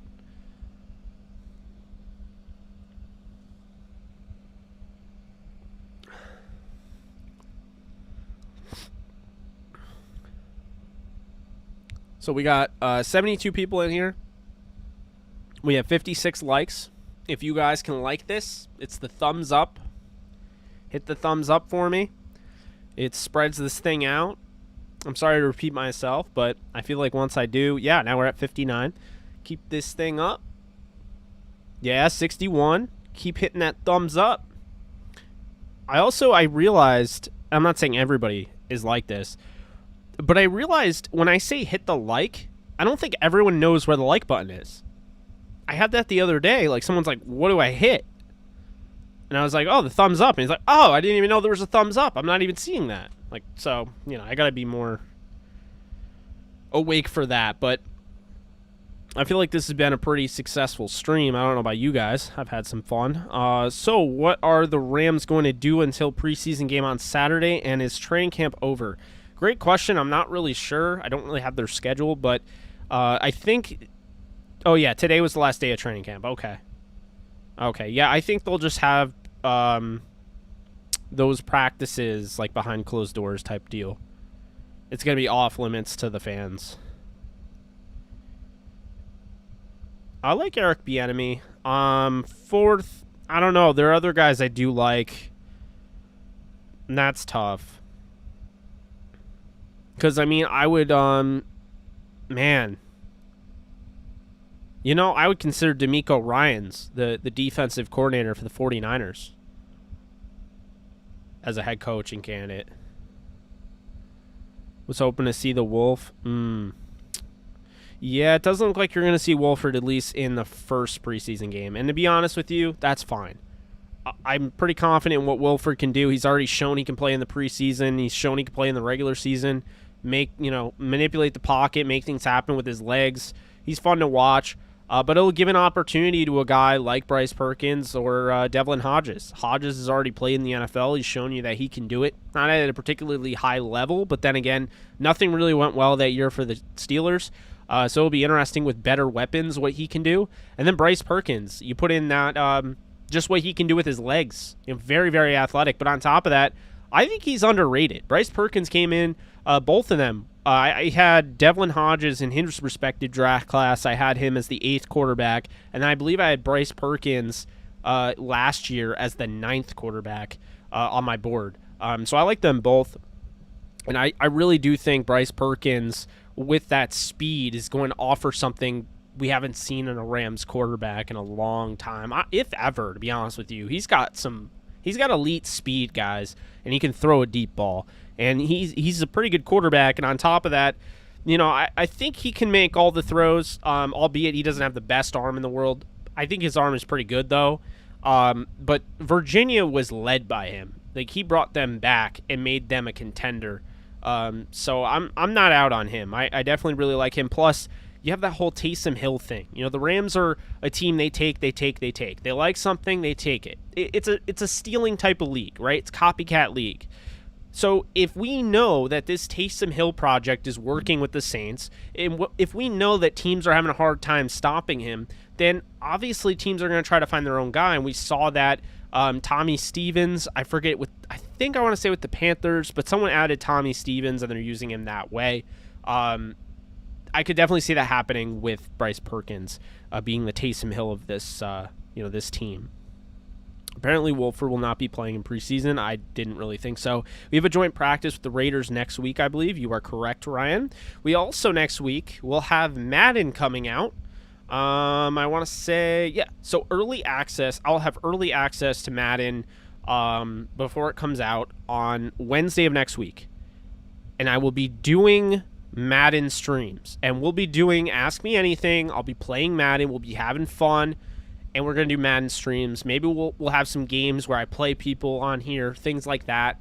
But I think we're gonna have some fun with that. Maybe play a Rams Dynasty or something like that. Whatever, Rams franchise mode, whatever the hell that they have. So we'll look at doing that and get back into streaming a little bit. Just keep a little bit keep things going with the channel. Do a little some different things. I'm going to try to get out a What If episode, review. That comes out at 3 a.m. If I'm up at 3 a.m., that's probably not good as far as trying to, make my flight. But I will try and catch that, I'll try and catch that show and not really hustle. I want to get out a good video. So if it feels rushed, I'm probably going to scrap it and wait until I get back. But I do want to cover Marvel's What If on Disney+. If you guys don't know about it, basically, possibilities are endless. It's the first TV show or mini-series or whatever on Disney Plus regarding Marvel since the events of Loki. I'm not telling you what happened in Loki, but I am going to tell you that that's the case. So, that's my plan. I just want to get all that stuff out. And then we'll have some horror movie content as well, because I would just watched all of the Halloween series, the Friday the 13th series. Already got Nightmare Elm Street, that series video up. And I told you I got copyright claimed on freaking trailers from the 80s. Gotta love it. Alien, Saw, Predator, and Texas Chainsaw Massacre. So, and Chucky. So I've watched all those. We'll get those videos out at some point. Right now, the focus is Rams, of course, with the season coming. And I know not everybody is into that stuff, but I do try to, you guys know, this isn't just a Rams channel. This is a 75% Rams channel and then 25% whatever else, That's why when I say ask me anything, like these live streams, while they may be very Rams-centric, can also turn into whatever, because it's up to you guys. Are you going to make any vids on the new Chucky TV series? I absolutely should, and I probably will. I cannot wait for that series. one of my favorite bands just came out with a song entirely inspired by Chucky. It's a banger, man. If you're into metalcore, you should check out Ice Nine Kills. And if you know James A. Janice from The Kill Count and from Dead Meat, he's actually in their music video. Pretty cool stuff. If you're up at 3 a.m., you'll sleep good on the plane.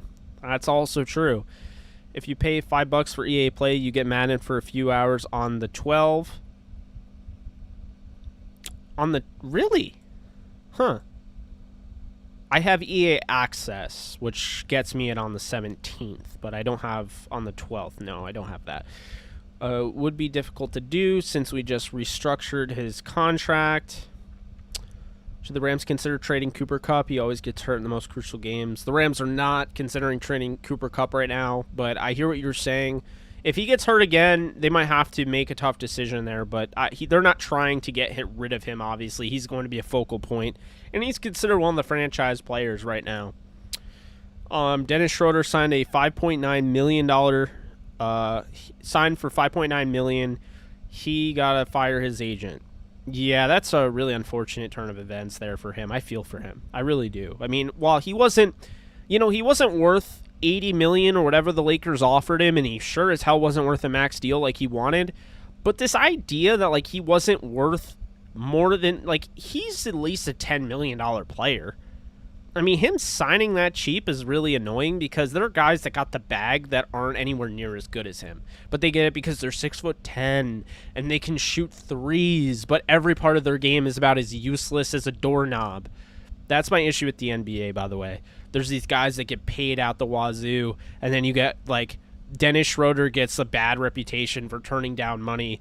Also, by the way, wasn't really a fan that got leaked. I don't feel like that should have been leaked, but anyway, he gets a bad reputation for that. I'm rooting for Schroeder, to be honest with you. Really liked him at the Lakers, and I liked him before the Lakers. I wanted to pan out. It didn't, and it's upsetting, but I hope he bounces back, and I hope he gets the bag next year, because it is kind of upsetting that he had to take the mid-level exception or whatever, to sign when I think he's absolutely worth it. He's young, combo guard, 28 years old. I mean, you at least pay $10 million. 3 years for him. Like, he should have gotten the same contract that Taylor Horton Tucker did, but I don't know. I have very mixed feelings about that. Got picked to coach my class's powder puff team, and not gonna lie, I feel like Sean McVay. That's hilarious. I know you haven't followed hockey as close as you did in 2020. Damn, you're on it, Trevor. You are absolutely right. I did not follow it as close as I did in 2020. But do you have any general thoughts about events this offseason if you followed it at all? Yeah, I like what the Devils are doing. I will say that. And I like that, here's the thing. I don't love what Edmonton's doing right now. When Edmonton went out and they traded away Ethan Bear, I wasn't a big fan of that. When they traded away... what's the other guy's name? I'm totally blanking. They traded him to Chicago. Wasn't really a fan of that for Duncan Keith. I can kind of see it happening all over again. The reason I'm not a Detroit Red Wings fan is Ken Holland kind of pissed me off to the point where he traded all my favorite players away, and then I realized I only like the Red Wings because I really liked Pavel Datsyuk. He really followed after watching all of Steve Yzerman in that era. Pavel Datsyuk became my favorite player, and then the way they just shipped him to Florida, and he never ended up playing for the Florida Panthers, but just the way Ken Holland did that, plus like his obsession with Jimmy Howard and not allowing Peter Mrazek to actually develop and all that, a young goalie, it just kind of infuriated me. And so then Vegas became a team, and before they had a draft, I was like, I'm going to jump on a bandwagon that actively doesn't exist. So that was fun, but I left that in the past, and now Ken Holland is with Edmonton, and man, Trevor, you're laughing. I agree with you there. I'm not gonna lie. I see a very, very similar pattern to what we saw with the Red Wings and their fall from grace with Ken Holland. He's doing it again with the Oilers. The Oilers need a goalie. They should have been the first team to go out and get the Vezina Trophy winner in Marc-Andre Fleury. And by the way, being a Vegas fan, I was pissed about the Marc-Andre Fleury handling. I can tell you that. But instead, they're like, Mike Smith, that's good enough for me. Like Mikko Koskinen, like, I don't really know what Edmonton's doing. The reason I'm talking about Edmonton is because I like Edmonton. They're my second team, so that's why I mentioned them. But yeah, God, Trevor, I wish I didn't bring it up. It just pissed me off. Anyway, hey Jake, I know you watch DBZ, but have you thought about watching any more anime at some point? Rain H2O, yes, I do watch DBZ. I haven't watched in a bit. During quarantine, I finished all of Super, and I was just absolutely blown away by it. I thought the animation was phenomenal, and that's really my style now. And then I got into Dragon Ball as well, rewatched Z. But really, I can't get into anime. Dragon Ball is the outlier for me. I just find the story, the character development, everything just works so well. It sticks with me. I've tried to watch all sorts of them, and I just can't get into them. So I'm sorry. Unfortunately, I've tried to get into anime before, and I just can't.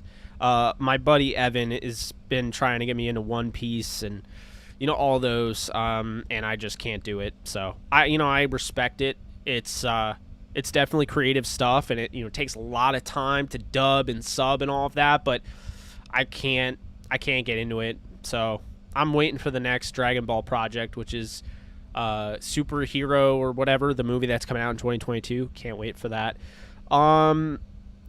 Let's see here. Who else is left in free agency the Rams should consider? There's not much. If the Rams were out on their linebackers, which it really doesn't appear like they are, it feels like they really like them, then KJ Wright's the only one that really comes to mind. It's pretty much cleaned out now. I mean, even Nickel Roby-Coleman is over in Detroit.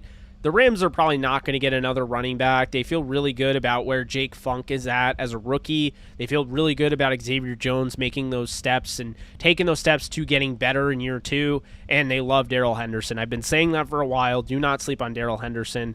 That's what I'll say in that regard. But, I don't really see them making any moves, to be honest with you. Going out and claiming Tyler Hall is definitely very, very interesting and is something that has now caught my attention. Aside from that, I'm not really too concerned with free agency, I will say. I think they made a mistake not signing Brian Poole. I'll leave it at that. Fan Nation Ram Digest is saying Leonard Floyd is turning heads. Are you excited about him? I like Leonard Floyd. He proved me wrong last year. Wasn't a huge fan of signing him over bringing back Corey Littleton, but Littleton had a bad year with the Raiders, albeit I think he would have had a fantastic year with the Rams, especially in that defense. That's neither here nor there, but gotta give credit where credit's due. Leonard Floyd came in and he stopped. He basically set the edge. He stopped the run. He was great in that department, but then he found a stride that he didn't previously have in Chicago. He got better as more of a planner as a pass rusher. He picked up on that jump chop that Aaron Donald really kind of taught the whole defensive line. You can see everybody using it. And, man, I'm not going to lie to you. I really like Leonard Floyd. So he's really changed my opinion on him. And I am excited about him, especially in the second year with the Rams. Have you considered doing SW content? I assume Star Wars content. So here's the thing with Star Wars content. It's very cutthroat, right?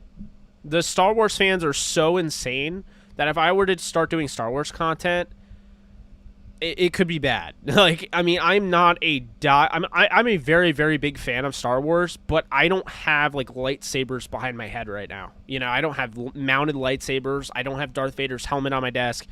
I would get eviscerated by the diehard Star Wars community. And the Star Wars community is so passionate. I really do appreciate that. But I do think that it would just be way too much for me to handle. So I might, do a little Mandalorian, but as far as doing in-depth Star Wars stuff, Legends, all of that, I'm probably going to avoid that. But I definitely could see myself doing some Mandalorian Season 3, Book of Boba Fett, things along that nature. I could definitely end up seeing myself doing that. And great question, by the way. Okay, man, am I wrong for wanting to give up on Terrell Lewis? I don't really think so.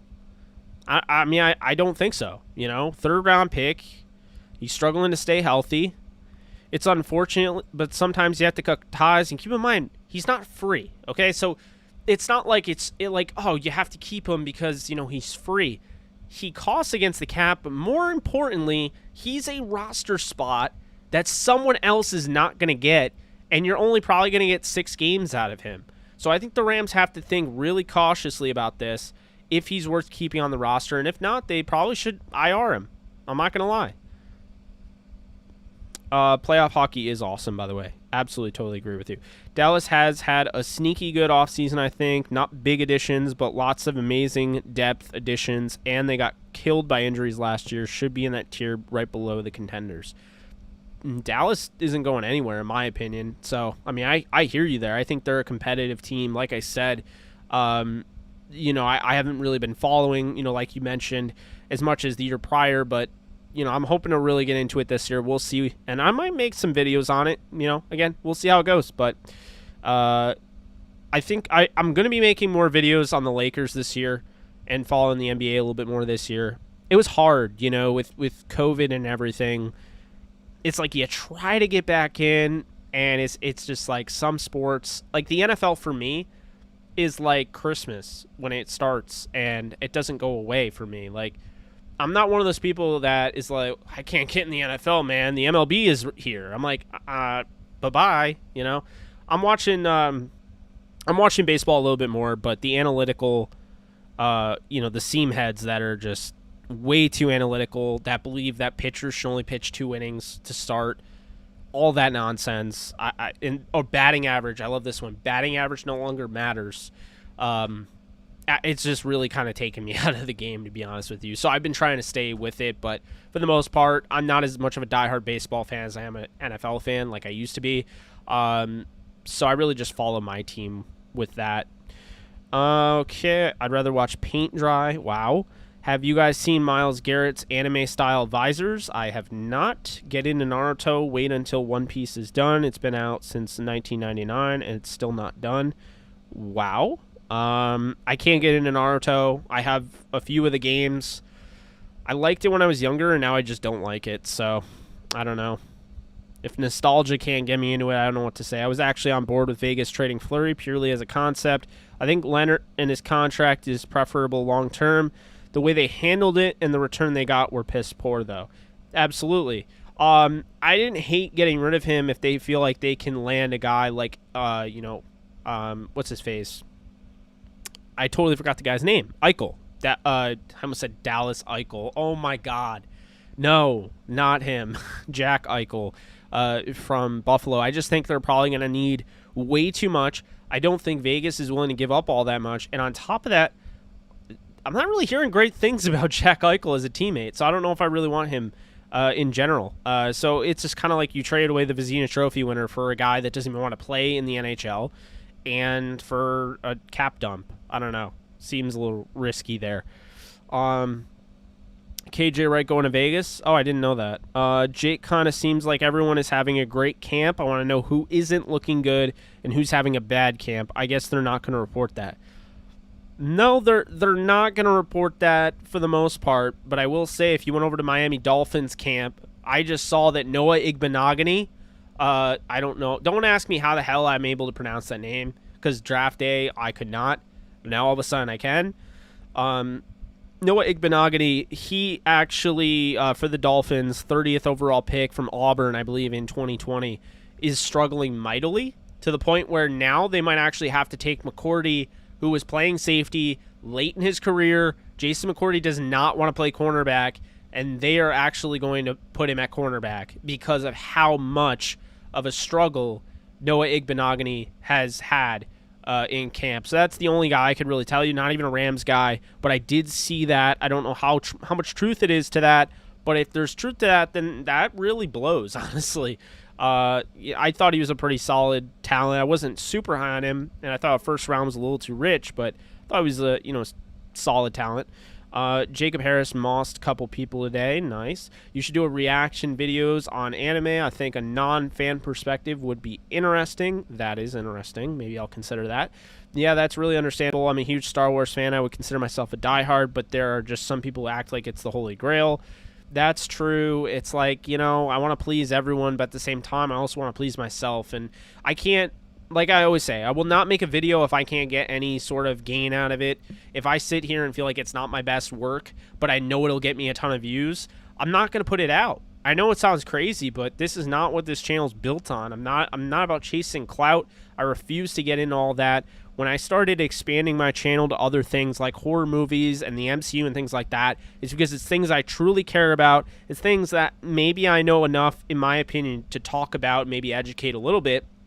But they're not things that are just like absolutely killing it. They're my worst videos, to be honest with you. Not in quality, but the viewership on my MCU and horror movie videos are bad. They're so bad, they probably kill my algorithm. And then I put out a Rams video and it shoots it back up to get me recommended again. But I'm not going to stop because I enjoy doing it, if that makes sense. And hopefully over time that people will like them. I don't know. Maybe. We'll see. Okay, if you can, fire off for Lance, Fields, and Mac Jones when they'll when will we see a start? Then you think they should. When they'll Trevor, man, I can't read that. I think, okay, when do I think they'll start? Mac Jones, I think probably week 4, week 6, around that. Lance week 2, and sorry, Fields week 2, Lance week 1. I think Lance is the only one out of those guys that you mentioned, besides the obvious Lawrence and Wilson, that will start week 1. No, I'm just messing with you, man. It's all good. Who is your favorite rookie? You might hate me for this. It's not, well, okay, Jacob Harris is up there. I even got a Jacob Harris jersey. My favorite rookie right now is probably Najee Harris. I love Najee Harris. Not just because I like Bama, but I love him in Pittsburgh. I love his personality. This guy has superstar written all over him. He is my running back 2 in fantasy. I think he's going to have an absolutely explosive year.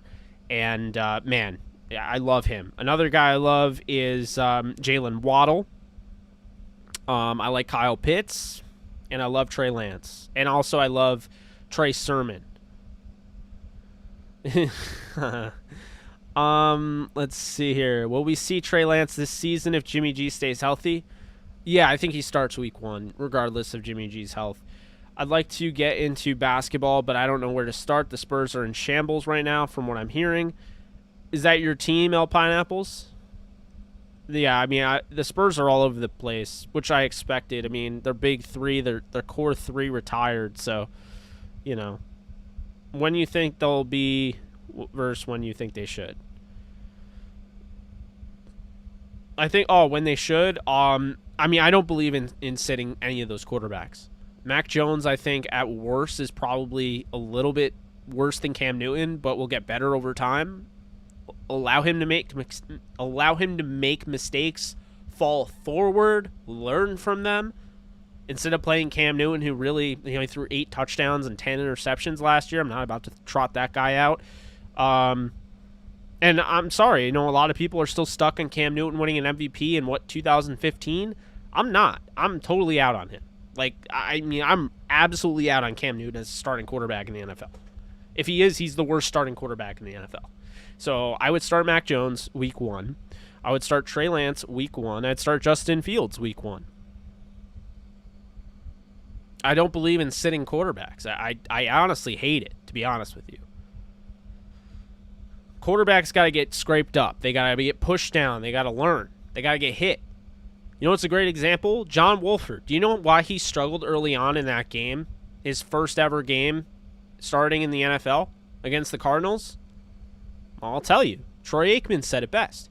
He didn't get hit. He needed to get hit. He needed to get in the game. He needed to get the feel. Because until you get hit, it's just you're running for your life.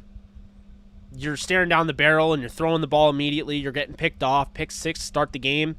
He was so different after that because he got hit. And once he got hit, he got into the game. That's the thing. Rookie quarterbacks have to get hit. They have to be ready because this is their profession. You don't just learn with someone, doing, whatever it is, WordPress, right? You want to build a website. You're not just like, hey, I want to learn how to build a website, so I'm going to have somebody do it for me. No. You have to do it yourself. You have to teach yourself. This is why I hate sitting rookie quarterbacks. I hate it. Don't draft a quarterback in the first round and then sit him behind a quarterback that is okay. Garoppolo's okay. Cam Newton, I don't even think is okay. Andy Dalton is whatever. Perfect example. If you're the Falcons, you have Matt freaking Ryan. He's going to be a Hall of Fame quarterback. If you drafted Trey Lance or Justin Fields, yeah, you sit them. Because Matt Ryan's still good. Matt Ryan can win you games. But Cam Newton, Andy Dalton, and come on. Jimmy Garoppolo, really? No. Okay. Let me go back here. How long do you think Goff will be with the Lions? The next 2 years at least. Najee looked good in preseason. Yes, he did. Let's see here. Thoughts on Ernest Jones emerging as a potential starter? I think he will emerge as a potential starter. I think he starts week 1. Is it true the Rams practices are now closed to the public from now on? It sounds that way, Dabney. Oh, Dabney, I'm sorry. There you go. Now you're a moderator. I thought I already made you a moderator. Yeah, I'm from SA, and I don't want to be a bandwagon, so I dig it. I mean, hey, you know what I'll say? If JB Long said it best on my podcast a while back. Don't judge don't judge your fandom off your zip code. If you are not vibing, if it's not jiving, you don't feel like the Spurs are it for you, like a different team. It is totally cool. Because why, if you're trying to be a Spurs fan because that's who's near you and you don't want to be a bandwagon, who cares what anyone thinks? If you're trying to give the sport a shot, I'd rather have a bandwagon fan come into the Rams community than not have that fan. Give it a shot. If you like other teams, who cares? Who cares what people think, right? That's my advice to you, L Pineapples.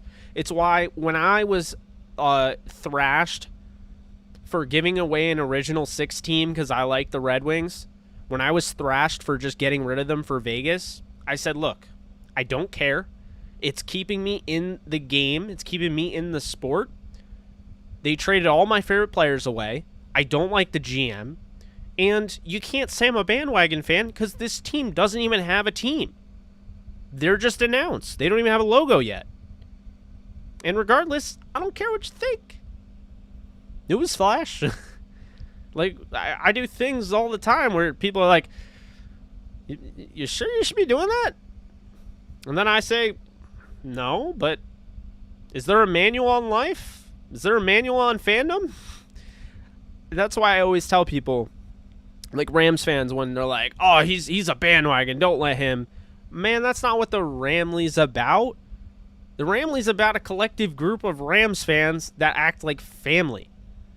If you're a Rams fan and you're not a jerk, you should be part of the Ramley, so to speak. So it shouldn't matter if someone is a bandwagon or not. If they want to be a bandwagon, fine. They won't enjoy it as much as you because you're the one that sat there and watched all, you've had all the blood, sweat, and tears moments. Not saying you've been bleeding over the Rams, but you get my point.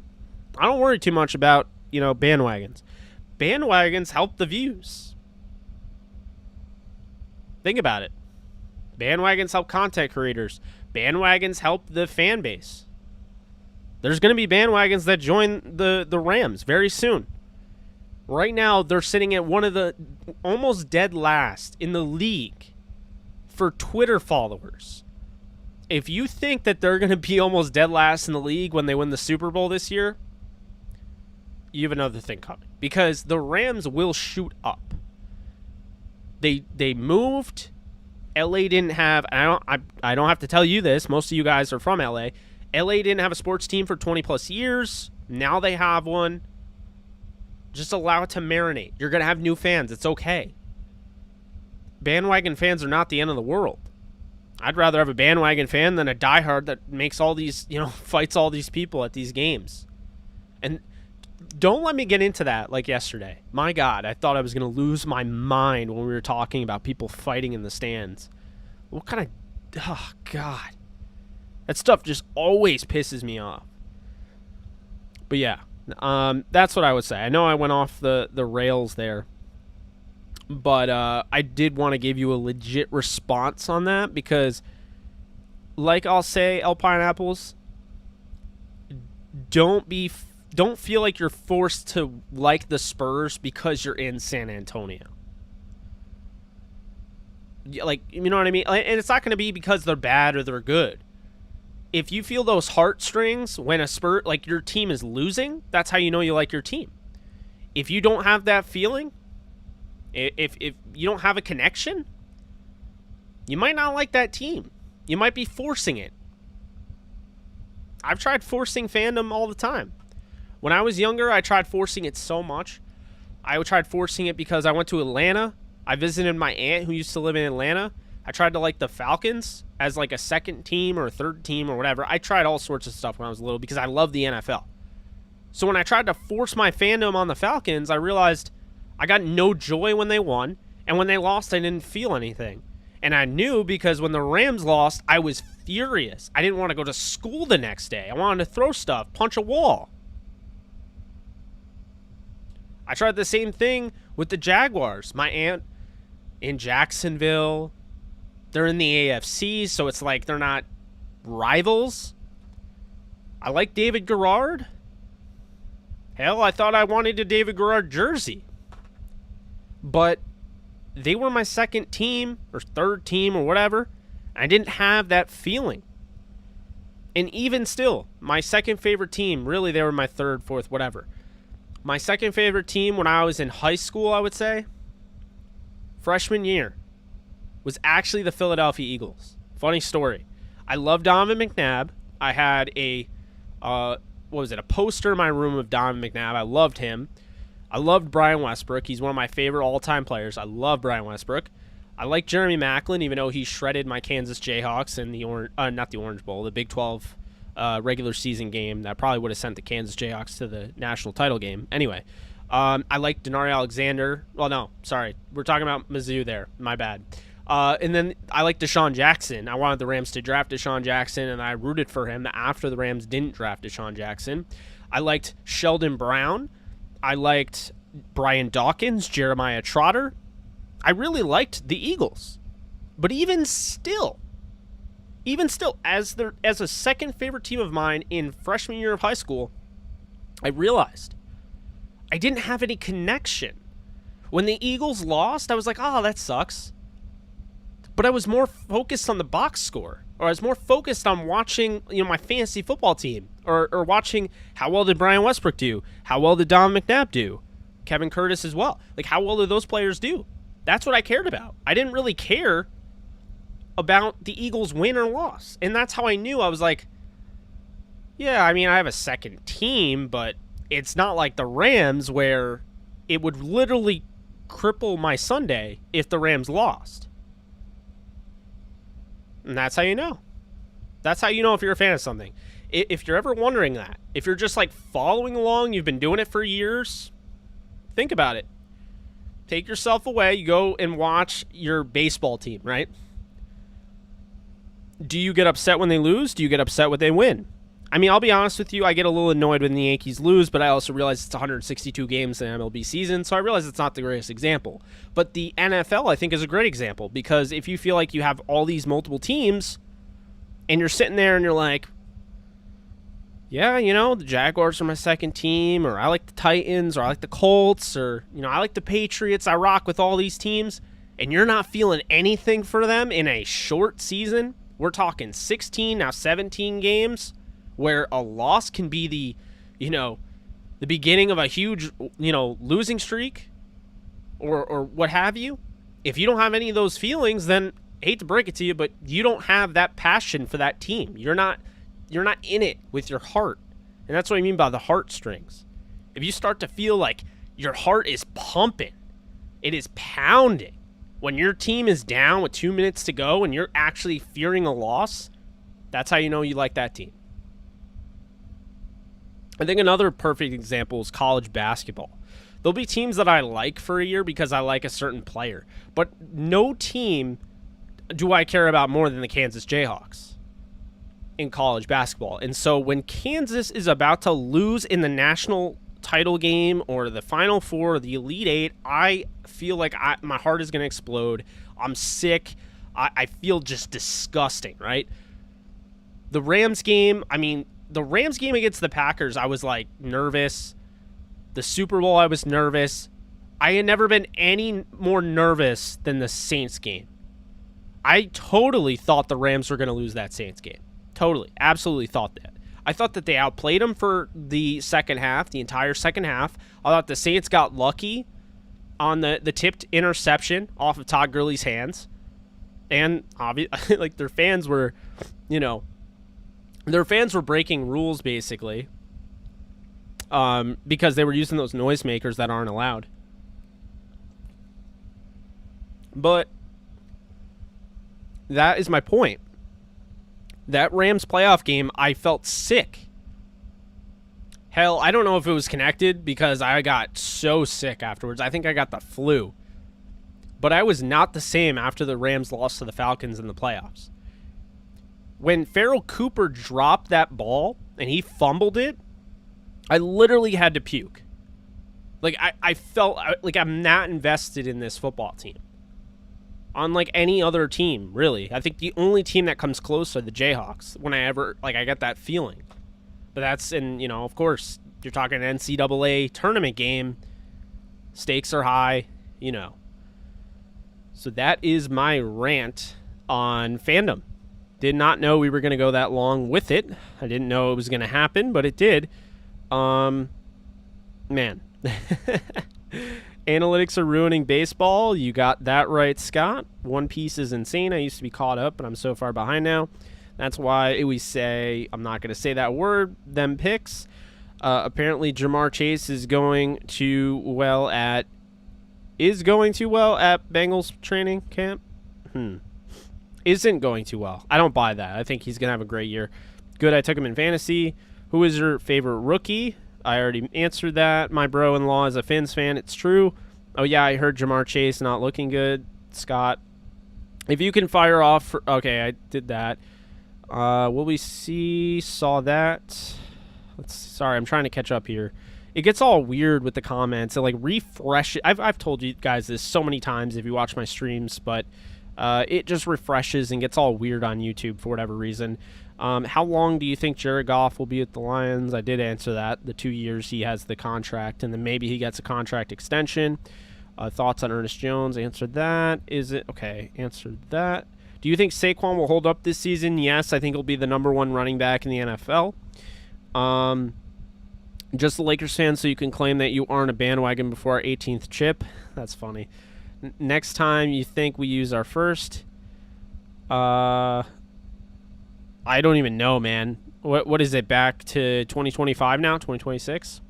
Good question. Very good question. I don't know, Ashton, when they use the first round pick. Why do you people say running backs are not important?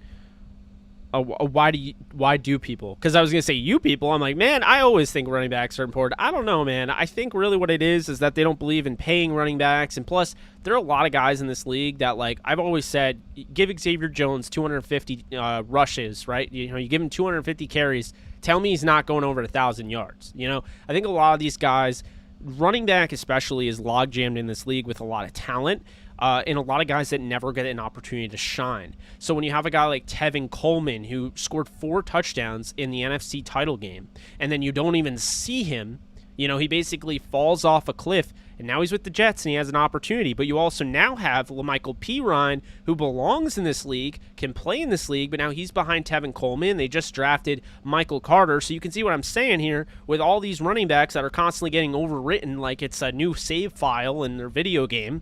That's what happens. But I think a lot of these guys can compete, and that's basically why that's the case. That's why no one really wants to pay running backs, because they feel like you can get those guys. Look how easy it is to sign a Todd Gurley right now or an Adrian Peterson.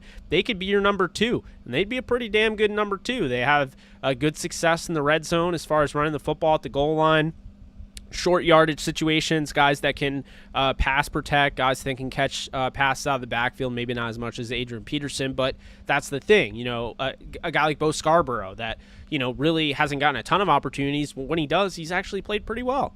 Mike Boone, great example is Mike Boone over with Denver. Did you know that Mike Boone, and I know Trevor Kinney knows because he's a Vikings fan, Mike Boone is averaging 5.3 yards per carry for his career. He hasn't got an opportunity because he plays behind Alexander Madison and Dalvin Cook. But this is the thing with the NFL. This is the thing with the running back position. There are a lot of guys that can play in this league, and there are a lot of guys that don't get an opportunity to play in this league. It's the same thing with the quarterbacks, but I think it's more so with the running backs. Quarterback is a complicated position. On top of that, you have to think also, you know, the leadership comes into play. When you're a running back or you're a wide receiver, you're just playing your game. When you're a running back, especially, you're just playing your game for the most part. So that's the thing there. That is why people say running backs don't matter. I hate that terminology that they don't matter, but I understand what they are saying. Just go to Dallas. Look at the way Rico Dowdle played, you know, in preseason.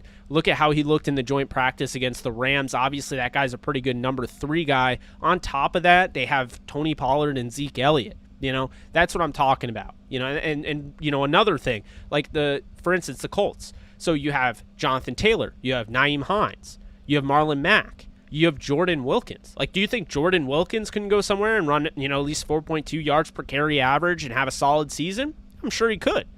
You know, Jordan Howard, we were talking about him as one of the top backs over in Chicago. His career fell in the tubes.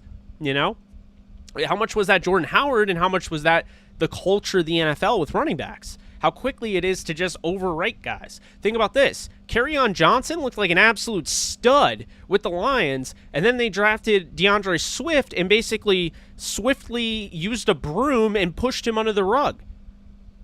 That's what I'm talking about. These guys just, they show up, they make a play, and then they're gone. Zach Stacy. Dude had 967 yards his rookie year with the Rams. And then basically the Rams were like, hey, we're going to reward you by drafting a 3rd-round running back in Trey Mason and having you split time with him. And then, oh, by the way, we're also going to draft Todd Gurley in the 1st round. Bye-bye, Zach Stacy. Your 900-plus yards didn't matter. And then on top of that, Trey Mason, bye-bye, Trey Mason. Your huge effort towards the end of the season, getting over 700 yards, didn't matter. Here's Todd Gurley. And oh, by the way, bye-bye, Todd Gurley. We now have Darrell Henderson. We're going to draft Cam Akers. We don't need you anymore. And then, you know, you see it all the time. I mean, Michael Turner with the Falcons, Devontae Freeman, Tevin Coleman. This is a league where running backs are really all over the place, and it's just they're constantly overwriting each other. And that is why there's so much you know, of that talk where it's running backs don't matter, because I don't need to sign a running back like that. You have a guy that had 2,000-yard seasons in Phillip Lindsay in Denver, and where is he? He's with the Texans. He had to sign with the Texans because no one else wanted him. Like, what is that about? It's the position, and that's why. And that's why, guys, when you look at, like, what Austin Eckler does, or when you look at what, you know, a guy like J.D. McKissic does, and you're wondering, how does J.D. McKissic keep getting all of these jobs? Because J.D. McKissic has adapted. He's not Blockbuster, who is out of business, who died, and they're never coming back. He's Redbox. Oh, Redbox. Let's see. So we're doing kind of the same thing Blockbuster tried to do towards the end, but now we're also going to have, you know, the online video. Or now he's Netflix. Netflix was a home video thing, and now they have the online streaming. That is what J.D. McKissic is. That's why he's around. He's like a cockroach because he's gotten better in another area, and that is receiving. He's not just a receiver. He's switched to running back. He's not just a guy that can carry the ball. He can help you in the receiving game, just like Nyheim Hines. When people are like, well, you know, Nyheim Hines isn't really that big. He can't really contribute, all of that. Well, Nyheim Hines helps you in the receiving game, and he's damn good at it. So that is the big thing there. Sorry about the long rant, but that's my point with the running backs. That's why people do say running backs don't matter.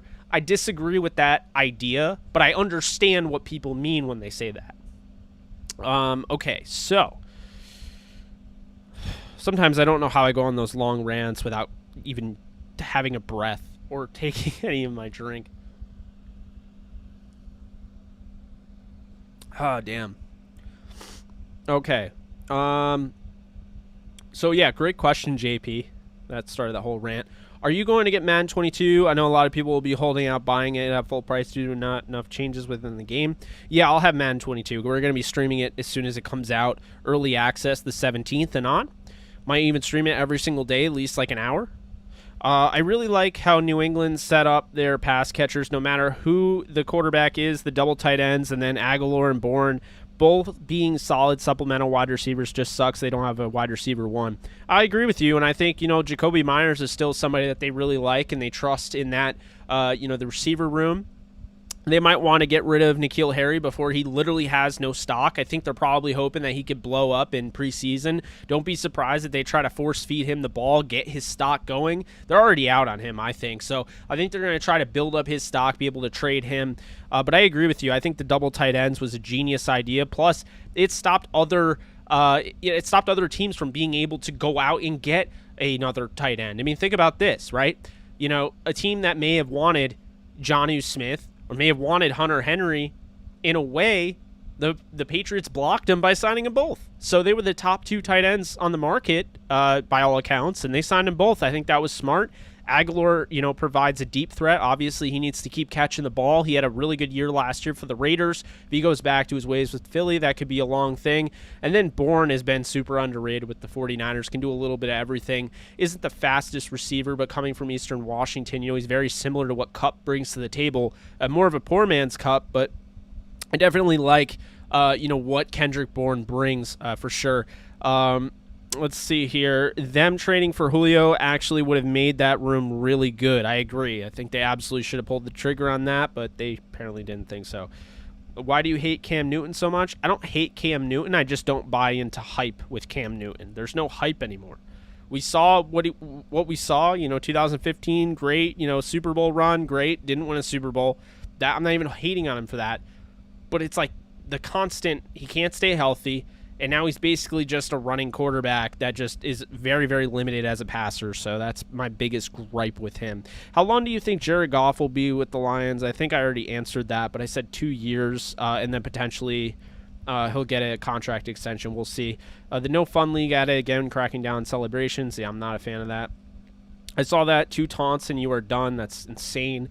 I'm born and raised in Southern California, currently living in Vegas. I'm a diehard Rams, Lakers, and Golden Knights. Love to see that, Ray. Let's see. Why hasn't Minshew been traded? I thought he was good at one point. What happened to him? They're probably holding on to him because he's a really good piece right now for a young quarterback. If Trevor Lawrence were to fall off a cliff, that team still wants to compete. They didn't bring in Marvin Jones to not have a competitive roster. They would have just gone all young. So I do think that if Trevor Lawrence was bad enough, then they would probably pull the trigger and put in Minshew. But regardless, Minshew's one of the best backups in football right now. So and on top of that, they're not gonna they should wait until there's maybe a significant injury, and then they could try to package Minshew and get something for him. So I get why that they would hold on to him so far. Extremely valid point. Appreciate you, Alpine Apples. Don't appreciate you, YouTube, for trying to refresh my chat while I'm reading it. I have been a Ram fan since the 60s. Love to see that. Live in Australia. I was a fan SJ 39 times, so yeah, it's been a drought for me. I feel that. I was thinking about the Clippers a while back, but nah, they going through so much misery. Sports is a religion for some. That is true. Oh no, Jake. LOL, not the Falcons. Those Jags of 07 and 08 were really good with David Garrard and MJD. I enjoyed watching them play, man. I really loved Garrard and, but like I said, I enjoyed watching them play, but, during my rant, I didn't have those heartstrings. I didn't feel pain or, any sort of anguish when they lost or they were losing. I was kind of like, oh, I hope they pull it out. I even liked the Texans, I think, at one point, too. For whatever reason. I think I just liked the logo, and I liked Schaub, and I liked Andre Johnson and Arian Foster. Then I felt like Arian Foster got a little overrated, and then I don't know. I was kind of all over the place. That's what happens when you love the league, really, though, and you're younger. My Mondays suck when we lose, exactly. I like the Seahawks as a second team when they had the Legion of Boom and Cam laid out Vernon Davis from the 49ers. Oof. Bro, I got upset over a preseason loss. Diss my team. That's funny. I felt sick when the Rams lost to the Steelers. Yeah, I feel that. Good rant. Thank you, Nolan. I try. I was so pissed off about the Jets game, I don't think I watched football until the wild card. Wow. Honestly, I'm still pissed about the Jets game. How the hell did we lose? Who are you looking forward to seeing this Saturday in the preseason game against the Chargers? Unfortunately, I don't know if I'll even be able to see the game because I'll be driving from Florida back to New York, trying to get back late Sunday. We'll see. But if I do end up stopping and watching, I'm very curious to see the cornerbacks. Obviously, that cornerback room. We talked about Tyler Hall a little bit. Not a little bit. We've been going over 2 hours. So a while ago, talked about Tyler Hall, a guy that played under Raheem Morris last year with the Falcons, had some run as a starting corner. Not starting, but, was able to get in with the defense and play a little bit against Antonio Brown when they played the Buccaneers. So I'm interested to see him if he can make any push. A guy that has been, really succeeding in camp from what we've heard, Kareem Orr, who did play last year with the Titans, did have a fumble recovery and 7 tackles. So, he's actually played a little bit. David Long to see if, he's the real deal or not. And, Dante Dion. But further, I want to see the linebackers. That's going to be a lot of fun. If they all suit up, that's going to be a real big linebacker competition. We'll really see with that. And then the pass rushers. I want to see, a Chris Garrett or, a Maximilian Roberts really, put a staple on themselves, moving forward, trying to say that, hey, we belong on this team. And then, of course, on the offense, the pass catchers like Jacob Harris and Tristan Jackson and Tutu Atwell and Ben Skoranek. I want to see all those guys as well as Xavier Jones. I think Jones and Funk could be a really hard duo to bring down and really make a lot of plays. And plus the quarterbacks, when you look at Bryce Perkins and what he can do with his legs and how mobile he is, how fast he is, and on top of that with Devlin Hodges and how he can work off schedule. Go back and you watch the Samford tape against Florida State. He threw a lot of interceptions in that game, but it was Samford versus Florida State. He was really trying to make, the most out of that game, and I was really impressed with a lot of those plays where, they're highlights. He made a lot of crazy plays that just weren't there. He made things happen on a team that wasn't very good against a, premier program at the time. So, I'm just really at this point just looking forward to a lot of those things, and those are the guys I'll be watching. I'll do more of an in-depth video, I think, breaking down the matchups and breaking down guys to watch on both sides. But that's what I'll say to answer your question on that. Let's see what we got here. Yeah, I blame Jared Goff in the defense for yeah, I feel that. The Jets lost, shake my head. I was triggered all week. People say running backs aren't important because running back production is influenced more by the quality of the blocking, play calling, and how focused the defense is on stopping the run versus the pass. When people say running backs don't matter or they don't want to pay them, it's because outside the truly elite guys, a replacement level running back will not have that much of an impact on overall rushing efficiency. Exactly, Trevor. So I think we kind of combined everything we were talking about there. You mentioned more of the offensive line take, and I agree with that. I think it was kind of more, it kind of goes without saying. Obviously, you need blockers, of course. But I do think that there are a lot of running backs in this league that can succeed. But it is such a, I'm just going to call it like it is, an overwrite, game save file position where it's like, oh, well, I'll just save here and overwrite all the progress I had there because now I have this progress. And that's kind of the running back position in a nutshell. Unless you accidentally, save over, say, a Skyrim file or a Fallout file for a brand new file, then you're an idiot. And I've done that before. The more you know. None of that's to discredit how good players who play running back are at their job. It's just being really good at running back has less impact on team success than being really good at most. Damn you, YouTube. Why do you do that? Why? At most other positions. Who's coming out of the West in the NBA next year? You think the OG team the Lakers got? Can you believe they start 5 Hall of Famers? Yeah, Adam, I think it's going to be the Lakers. Who comes out of the East is a better question. I don't really know, but I think the Lakers are going to win the title this year. They put together the best team that they've had a while. Better than the championship team. I'll say it over and over again. They are better than the championship team, and you will see that. A great bench, a bench that can all shoot. There's really not too many weaknesses this team has. Plus, they have a great coach in Frank Vogel that is going to get the most defensively out of them. I don't know why he still gets hate. Won a title his first year with the Lakers, so I don't understand that. Jake, how do you remember all these stats, players from other teams as well as the Rams? I can barely keep up with the Rams alone because I read a lot.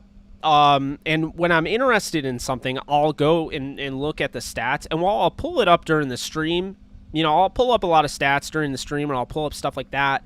But when you see me looking directly at the camera and not panning over to the screen, that's how you know I know this stuff off the top of my head. That's because I do a lot of the research. You know, sometimes, like, I used to know, like, back when I was really into baseball, I used to know, like, Derek Jeter's stat line for, like, the first 5 seasons of his career. And it was ridiculous. Like, I knew his average, his slugging percentage, all that. Now I don't, but now it's more football-oriented and, you know, things along that nature. So that's really how it is. I've just always loved it, and, yeah. Jake is really speaking his mind today. I try. I mean, this is kind of like my last hurrah before I go to Florida, and I don't know how much content I'm going to be able to put out. So I want to give you guys everything that I can. I think that's the best way to put it, right? When the Rams lost these last couple of years, I would get physically ill, and I would stab my Goff voodoo doll. Oh, my God. Is JG's voodoo doll a thumb? Oh, my God, a dislocated one? I would get so mad he would throw picks to defensive linemen. Oh, yeah, that was annoying. Can you get him to throw a better ball? I think the Rams should donate $100,000 to your Grandpa Jake. You do such a great job covering them. Oh, thank you so much, JP. I appreciate that. I mean, that would sure be awesome, but, you know, well, we're trying to get to that that goal. I think we're doing a pretty nice job so far, almost at 5,000. I haven't updated it, though, so maybe we got more donations, maybe not, but I'm going to actually update it right now. I think it's the same. Yeah, it's the same. So at 4,500, a little bit over 4,500. But yeah, you know, definitely some momentum there, and we'll keep building that. Only if the play doesn't break down in any way and no one so much as bumps his shoelace. Oh, my God, you guys. That's what happened when Creed Humphrey falls on the Rams' hands and stupidly passes on him with 2 O's. I like the Miami Dolphins as a second team. Yeah. Wow. We caught up with the comments. Oh, man.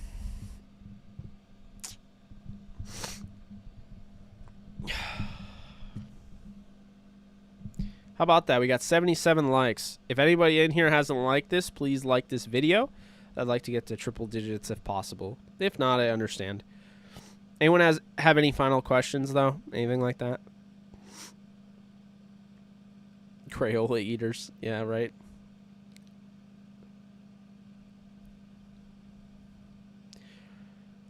You guys, make sure, obviously, to like if you haven't already. Thumbs up. That's the like button. I had to tell multiple people that. Not everyone knows that. But thumbs up is the like button.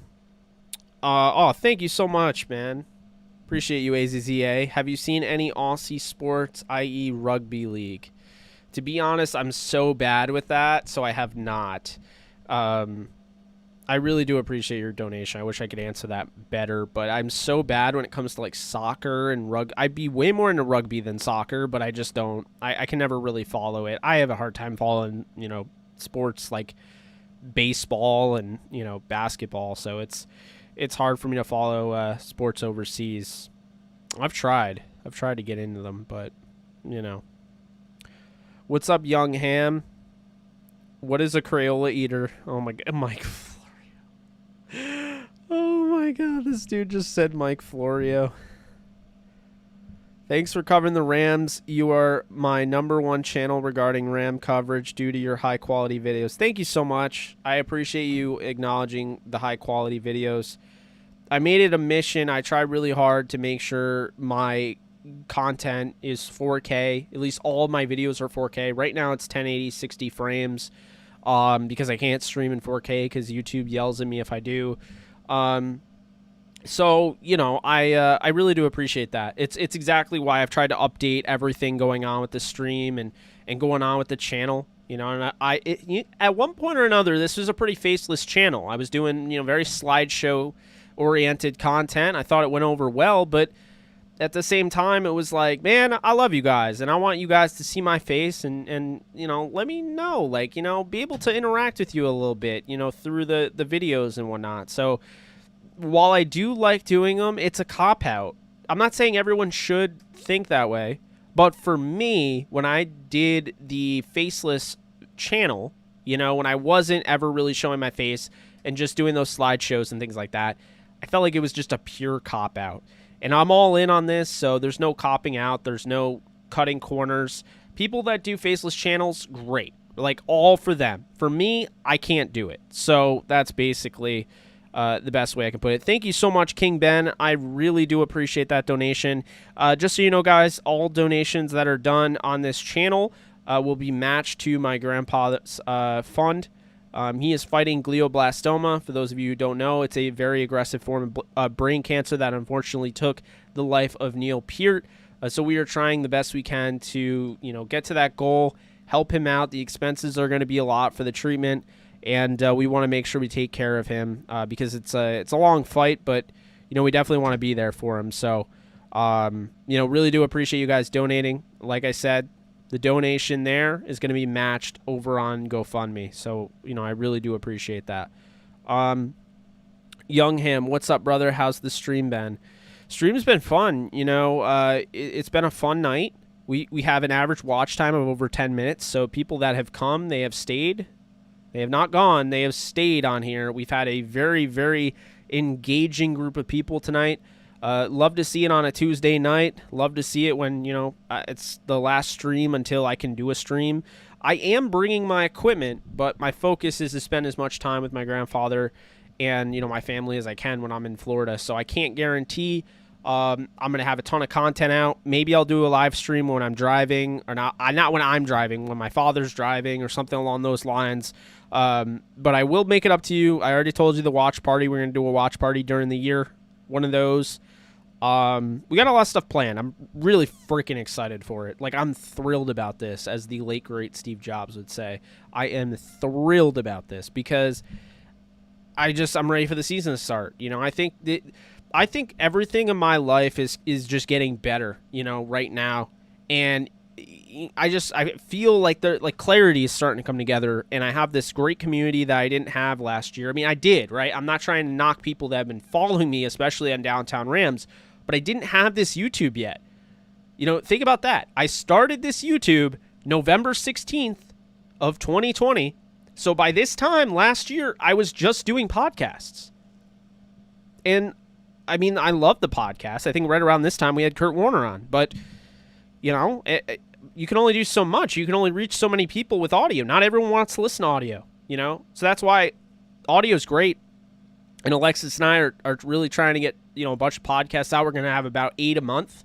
So if you want nonstop Rams coverage, that's pretty much, you want that. It's pretty much gravitating around me right now. But that's the thing, I didn't even start this yet. So it's pretty awesome knowing that this channel is already at I'm not going to say nearly 7,000. That's ridiculous. It's not at nearly 7,000. We're at 600, or not 600, 6,250 something right now. I'm not going to look at the exact number right this second. But it's just amazing because we have such a great head start, guys. Like, last year I started in November, and I did a video on not first take. It was First Things First, and how the Rams beat Seattle, and all they wanted to do was talk about how, how great Seattle, or how Seattle was in trouble and not give the Rams credit. And then it turned into all this. And I mean, let's not lie, having Downtown Rams, having a nice Twitter community, probably helped push this channel to another level. But man, I gotta say, it's been pretty freaking awesome. And I'm really excited to go on this journey with you guys because, man, we are just not even – we're scratching the surface. It's going to be a lot of fun. I mean, you guys have been in my streams when we have just a madhouse of comments. So I'm still going to try to answer everyone's, but I might have to, with that, I mean, I'm just thinking about that's probably going to be the most stressful thing when I do my live streams all the time. If they're anything like the Stafford live stream, I mean, I'm just going to say this as nice as possible. You guys are probably going to have to drop super chats because I was literally trying to answer all the comments, and the bar was just like, whoosh, I'm like, bro, I love this, but like, holy hell, I can't even keep up. So, yeah, 7K on the way. Yeah, I hope so, man. I mean, obviously I know 7K is on the way, but I hope it's as quick as possible. I'd love to do it by the end of the month. Oh, I'm not going to stop. I don't know how I can count how many I have, but I just want to let you guys know, channel-wise, some stats. We still have over 40 people in here. It's crazy. Okay, so we're over 500,000 views for the channel. So halfway to 1 million views, total views on the channel. For videos, let's see what we got here. I'm going to try to do the math because they don't really tell you. They should probably tell you, though, right? I mean, I would think so. So you got about 6 per row. So let's see what we got here. Okay. My God, I've done a lot of videos. Oh, man. Okay, I'm already regretting this. Let's see. 6, 12, 18, 24, 30, 36, 42.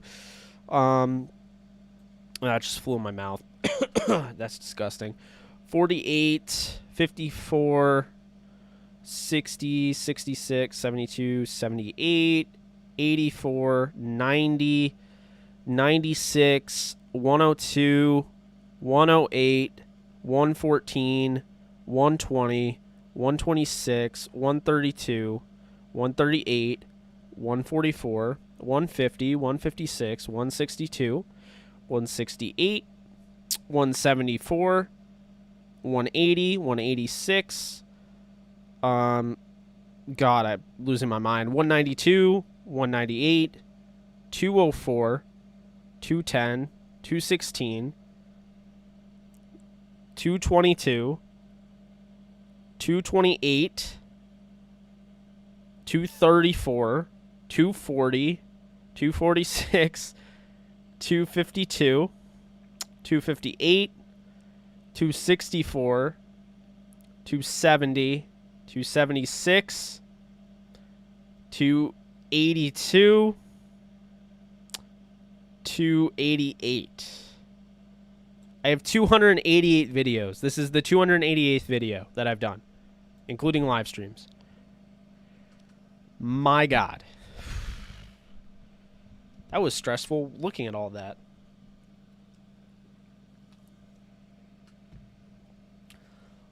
Guys, I think I might have done a video per day.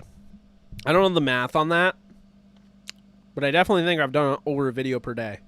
I don't know how many days it's been since November 16th of 2020 to now, but we're at 288 videos. Oh my God. I'm going to write that down because that marvels me. That's just crazy. It'd be cool if YouTube actually counted it so I didn't have to do it manually. But it's, I don't know. I always like looking at my progress and things like that, so.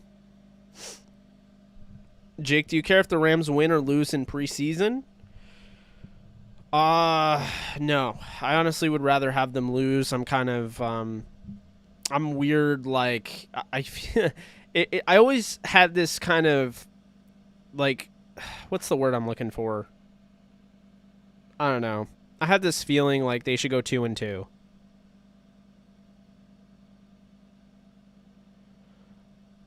Yes, this monitor's amazing. I'm looking at it right now, and it's phenomenal. The 49-inch monitor. I also have the portable monitor, which I'll be bringing to Florida with my Mac Mini. But, yeah, it is absolutely worth it. It's $1,200, and it's exactly what I used my first stimulus on. Because I wanted a monitor that would cover 2 screens. I didn't have to click the 2 screens together or try to make it work. I just had it all like that. And the best thing, you know what the best thing with that is? I'll tell you straight up. You can literally have multiple inputs on here and it does the split for you. And not only that, it not only splits it in half, but when I'm playing PS5, like when I'm streaming, guys, I use my 49-inch monitor and I mean, I put it on like a 33-inch screen or what have you. So, you know, it's a great monitor. Very, very versatile. I love it. It works well with my Mac. I just, you know, now I'm wondering what I'm going to do with my MacBook Pro. I'm not even going to bring it on the trip. I'm bringing the Mac Mini, the computer. Like starting to wonder if I need to sell the MacBook Pro. But it sucks. It's like you want to have a laptop, obviously, but love your enthusiasm for the Rams. I'm hoping for a Super Bowl win. Keep it up. Thank you so much. I appreciate that. Freedom wins. Definitely appreciate that. Try to have as much, emphasis and passion on what I'm talking about. We're almost at 1,000 views, which would be really dope if we got there. I kind of want to keep streaming until we do. We're at 918. It seems weird that we're not at 1,000, but do you know why we're not at 1,000? See, here's this thing that people don't tell you. View count is kind of overrated on a live stream, because as much as I like view count, that means people are leaving and coming back, right? I mean, not always, but most of the time. Basically what I've seen is like my average watch time hasn't been that high, and my view count has been very high. But tonight, my average watch time is 10 minutes plus. So while we don't have as many views, I'm more focused on average watch time, because that's telling me who's engaging, who's being in here, and who's staying. And whatever I'm saying, apparently it's resonating with people because they're staying. I'd rather have that. So that's what I'll say there. Jake, what's your background? How did you get here today? Well, great question. So I am just a college dropout that's loved the Rams for years. I used to, announce. I used to turn off the volume and announce my own games anytime I was playing video games. I would announce Madden games and stuff. I always wanted to be, a broadcaster, but I always really wanted to be the Rams general manager. That was like my, my dream job, so to speak. And so, yeah, I'm just a college dropout. Started Downtown Rams.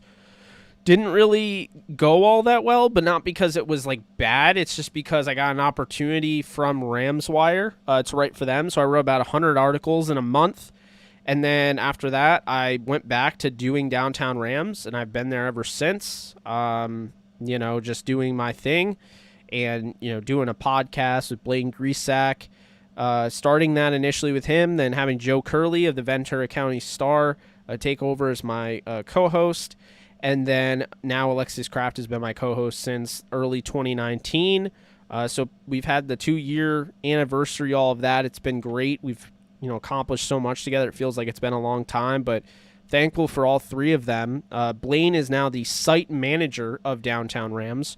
So that's really my start. That's how I got into this. I'm now verified on Twitter on both Downtown Rams and my personal. So things are just going super well. And I just owe it all to everybody that has just kind of found, me as interesting, And I think for a while, people really liked my podcast, and I used to do these live streams on Facebook, and I think the most viewership I would get is about, I'd say 34 people, and it'd be an intimate conversation, and I would do these live streams and interact and all of that, and I feel comfortable, but I did them on the crappy webcam, no lighting to speak of, no backdrop, and I just did them on Facebook. So I started doing it on YouTube. I didn't even start doing it on YouTube immediately. I did it, right around, I think the first live stream I ever did was right before the Packers game. We did a preview, and it did well, and I saw that there might be a market for it. And then the post game blew up, and there was a bunch of people talking, and that's what happened. So that's pretty much it, man. JP, I mean, I've just been, focusing on grinding on this thing. I want to go full time. And I like having this platform. I like being able to obviously use this platform for good. Obviously, I'm able to, help my grandfather out. We've gotten, some significant donations just, from having it on, my channel.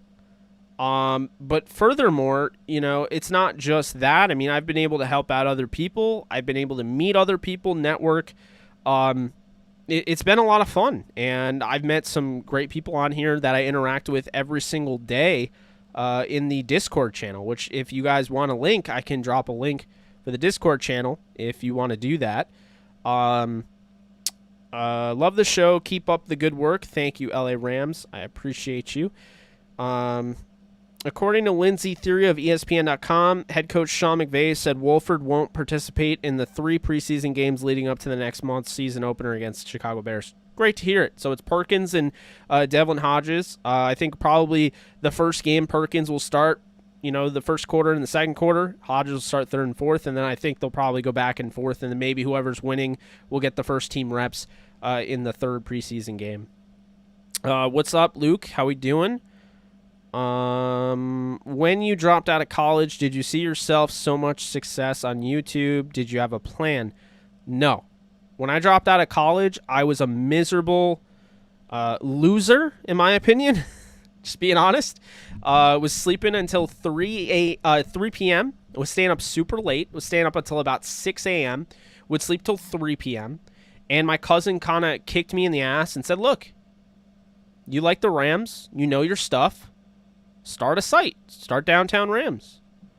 And that cousin is Adam Grego, also known as Adam Steele, who I do the AJ show with. So, yeah, he's been a huge motivator for me. And, sometimes I know a lot of people come off as really strong and, like you would never expect them to break down and cry or something like that. I'm not saying I do that, but I've dealt with a lot of, depression, and mental illness is a serious thing for me. And, it's been hard because there are times where you do feel like you're just like, you're in a rut, you're lost. I've had writer's block. I've had, videographer's block, whatever you want to call it. And, sometimes you just need a little bit of a push. And my cousin was able to do that for me, get me out of, rock bottom, so to speak. No one wants to drop out of college. And the reason I dropped out of college, you want to know why? Because I was failing everything. Because I wasn't doing a good job. Because it's not for me. College isn't for everyone. It doesn't mean college isn't helpful. If you apply yourself, anything's helpful if you apply yourself. But for me, it just didn't work out. And I ended up getting a nice office job. I ended up doing that. And then eventually I got another office job. But during that time, I was always focusing on, my Rams content. So, the goal is to still make Downtown Rams a big company, be able to pay people, be able to, make ends meet. And YouTube has become, like a focus of mine. I've had such a responsive audience. The fact that we're at 48 viewers right now, people are not tuning out while I'm talking about all this, says a lot. That's really what it's been about. And that's what it'll continue to be about because, as long as you put in the work, you can really do anything. And I can't stress that enough because for people that say, well, they just don't have the talent, right? They just can't do it.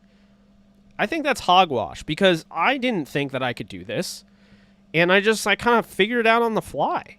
I watched my cousin. My cousin inspired me once again to get into YouTube. And you can go find him, Adam Steele. He's got 10.6K followers or subscribers. He does a damn good job. And, I think, a big thing is you just have to hit play. You just have to hit record. You just have to put yourself out there. If you want to do something, if you want to be a content creator, stop talking about that you want to do this. Just do it, And that's a big thing for me. Anybody that, asks me, and like I said, my DMs are open on Twitter at JKBogan for anybody. And people ask me tips, and it'll be like, well, I'm considering doing this. I'm like, what are you considering? If you want to do it, do it. What's stopping you? Yeah, I don't have a great camera. Dude, do you know what my setup was when I first started? A Triton headset, a Triton Xbox headset, and a crappy webcam that I couldn't even tell you was the name of it because it was on my original computer that came with it. And I think it was in 450, whatever it was, 450p or something. The resolution was absolute crap. You learn as you're doing all this. You learn. But I also like to save people the effort in having to go through. Nolan, you crack me up. I like to save people the effort, though. If you do have any questions about what gear you should go after, I'd like to save you some money. I'd like to tell you right now to go after the good stuff, not skimp on the lower stuff. You can make it, sure. But I've already done all the tests for you. I started out with a Triton Xbox headset. The only reason I got a new mic is because I accidentally snapped it. And then when I snapped it, I got the Blue Yeti. I like the Blue Yeti, but the Blue Yeti makes a lot of noise. You can hear it. It vibrates off of everything, you know? So that is a big thing for me. I want really clear crystal sound. Guys, this isn't even the best microphone I own, but this is my go-to because it is a hybrid.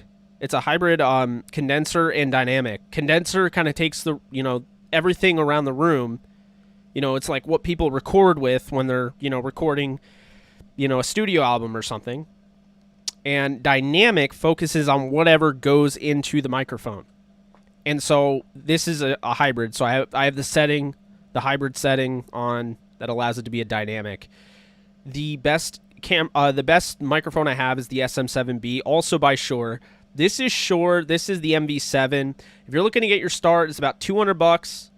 It's totally worth it. It's the best microphone, I think, that you can get to start off. It's a little pricey, obviously, for just thinking about like spending $200 or whatever, but it's definitely worth it because of just its versatility and the fact I'm not using XLR. I don't need an interface. It does all that in the microphone, whereas the SM7B, you need the XLR. So it's a nicer setup. I have it back at my studio, but right now when I'm in my office, my home office, this is what I rock.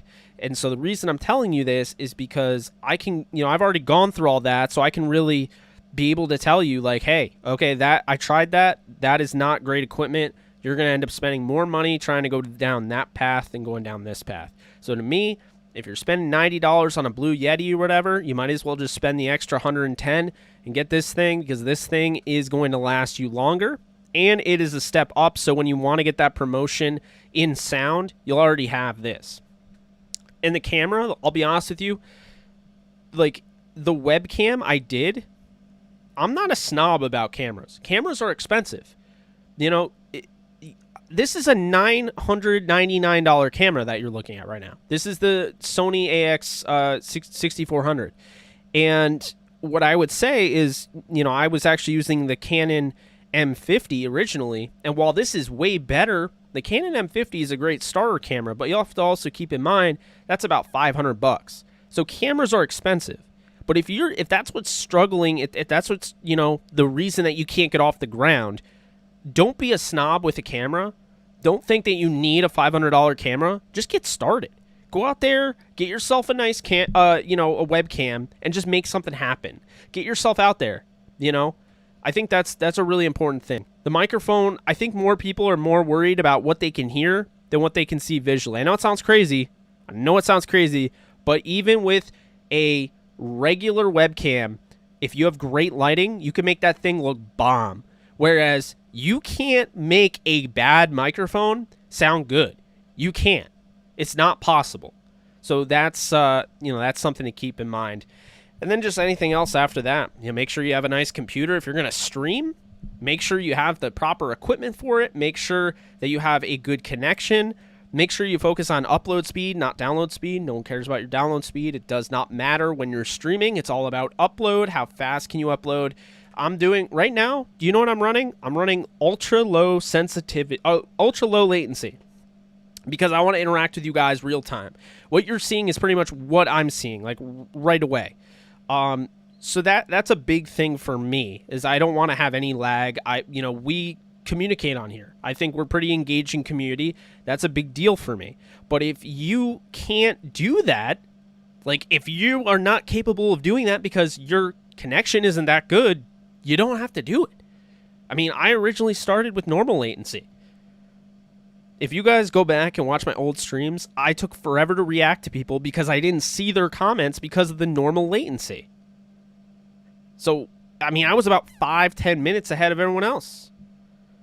You guys were seeing it 5-10 minutes. I had already signed off and I was tweeting, like, thanks for, a great stream. And people are like, he's already tweeting, he's offline, but I keep seeing him. Yeah, because you have about 10 minutes to go before it kicks in.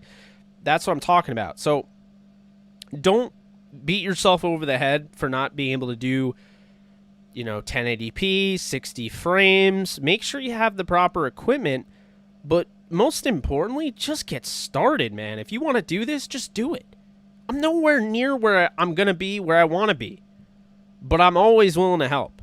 Always willing to help anybody that wants to do content creation. 100%. Because I'm just learning every single day, and I'm just trying to basically spread that knowledge. So that's what I'll say in regards to that. I don't even know how we got on this. I think we were talking about a monitor, and I just kind of went ridiculous on it. But yeah, that's what I'll say about that. What game are you most hyped for this season? For me personally, it's Rams-Lions game. Oh, it's got to be Rams-Bucks. That's the most important game on the schedule. That will decide who wins the #1 seed in the NFC, I think. Because I think the Rams will beat the Packers, but the Bucks are the #1 team right now. They won the Super Bowl, and they brought everyone back. What's up, Luke? If I didn't already say that. Sounds like your life did a completely 180, man. Now you are a top Rams YouTuber. Salute. Thank you, JP. I appreciate that. Yeah, sometimes things suck, but sometimes things come together and it makes it suck less. So that's what I'll say. What's your favorite NFL player and why? My favorite NFL player. That's tough. I mean, I love Robert Woods because I met him. I love Ramsey. I love Donald. I love Hendo. Corey Littleton, obviously. Big Corey Littleton fan. I love Marlon Humphrey. I don't really have a favorite because I love so many of them. I don't really think it's fair for me to pick a favorite,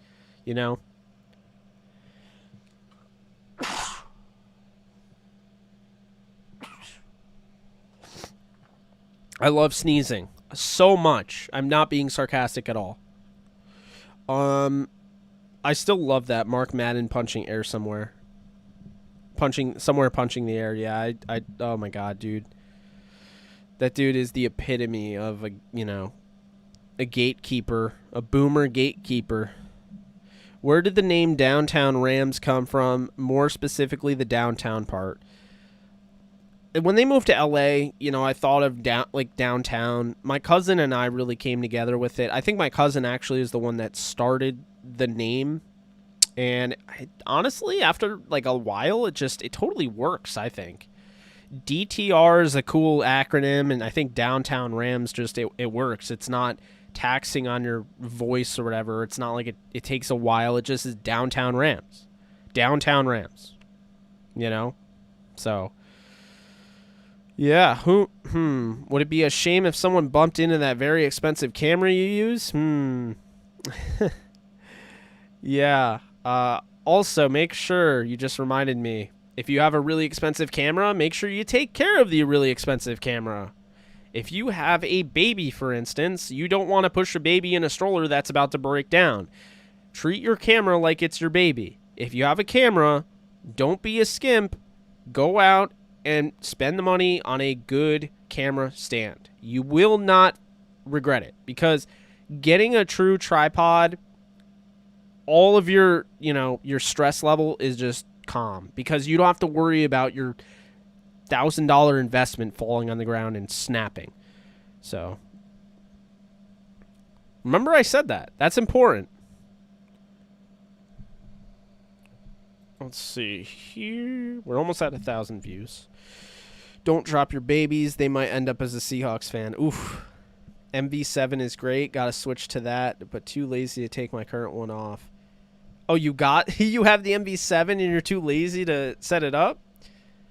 Come on, Jake. And why are you not a mod? I really thought I made you a mod. Is someone unmodding people? Man. I don't know what's going on here. Are you going to watch HBO Hard Knocks, Dallas Cowboys? I'm going to be brutally honest. I don't like Hard Knocks. But I like the idea of it. It just doesn't... I don't really love TV shows that much. They have to be really good for me to get into them. I can't watch it if it's not Rams related. I watched all of the Hard Knocks with the Rams, and I will tell you right now, there was not enough football in those, first off. Secondly, there was way too much Chargers and not enough Rams. And honestly, I don't hate the Chargers. I like the Chargers. I hope they do well. I hope both teams in LA succeed, and I hope they dominate the AFC and NFC respectively. But my problem is that should have been Hard Knocks. They should have had two separate Hard Knocks shows. They shouldn't have just put them 30 minutes each, pack it in for an episode. I hated that.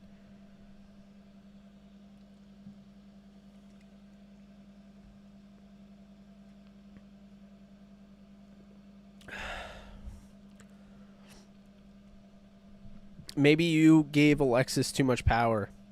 Ah, I see. I mean, I did say, oh no. Oh, the Elgato Wave 3. Nice. No, I heard that's really good. The MV7, it's funny. It'll never see the light of day. You guys will never see it, but I actually recorded a few tracks with this MV7 just to test it out. Was working on some Ice Nine Kills stuff and Beatles. I've literally recorded like 6 Beatles songs, and I'm never, ever sharing them.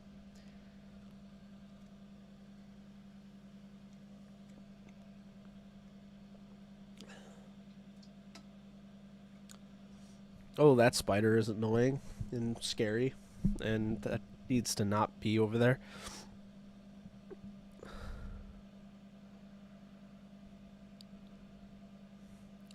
I think you're the only one that's pointing out quarterback cadences, because I saw you point out about Stafford's cadence.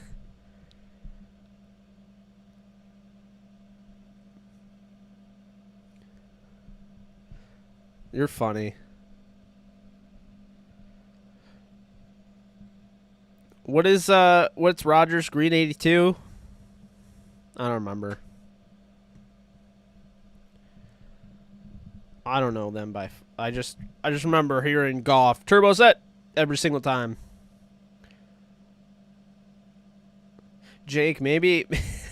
All right, I just had an idea. This is funny. So since I couldn't get any Patreons. What the hell's a Patreon? Patrons. Couldn't get any Patreon. I just said it again. Green 18. That's what it is. I couldn't get any patrons on Patreon.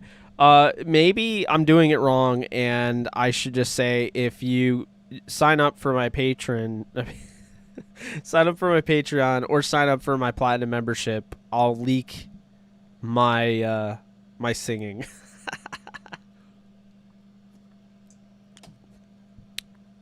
I do Screamo and everything on the Ice Nine Kills stuff. I could belt that. I'm not comfortable doing it on a stream, though. Just think about it. If I was going to town on Screamo, half of the viewers would be terrified, and the other half would be enjoying it too much.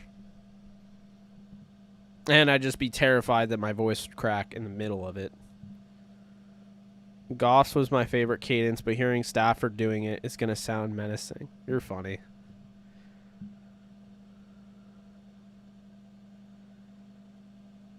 $81. Jeez.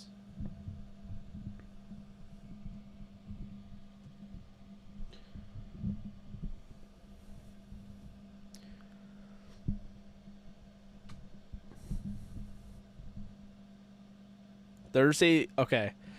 I shouldn't be telling you guys this. Alexis will probably get mad, but there is a long-lost podcast that we deleted. Not about Downtown Rams. We had a podcast called The Halftime Show, and it was just like a pop culture podcast.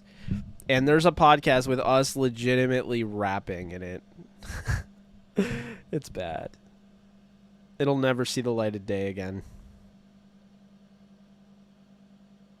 Tupac and Ric Flair was a great Goff audible. Yeah, right?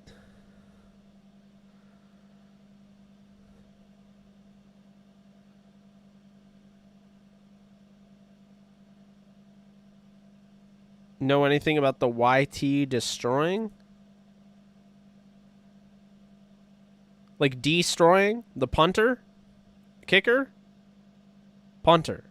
No, I don't remember. UCF, right?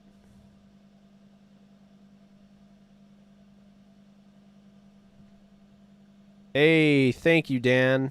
Appreciate that. Yeah, no, I'll be making more Lakers content this year, and I'll have a ton of Rams content, so don't you worry. We're over 1,000 views. Just got over 1,000. By the way, the watch time went up when I started talking about real stuff, which is really crazy. You would think it would go down because of how many Rams fans watch this channel.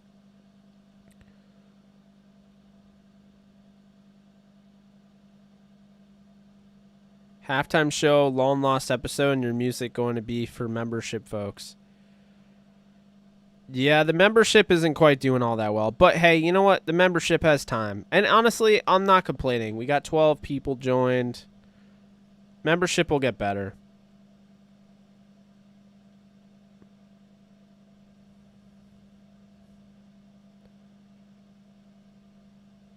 You're funny.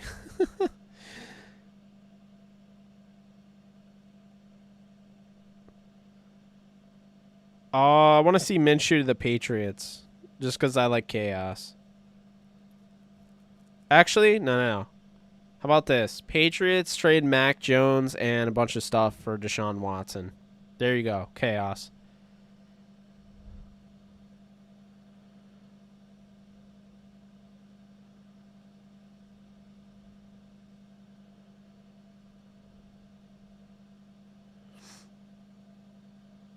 I got a pack. Definitely got a pack in a little bit. It's past midnight here. My flight is in... I can't do math. 13 hours?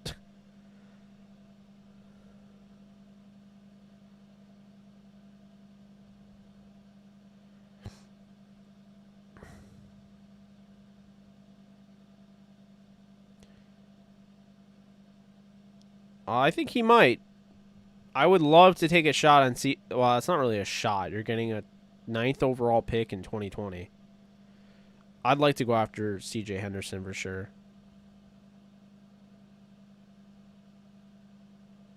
Pineapples. I know what you're doing. I know what you're planning.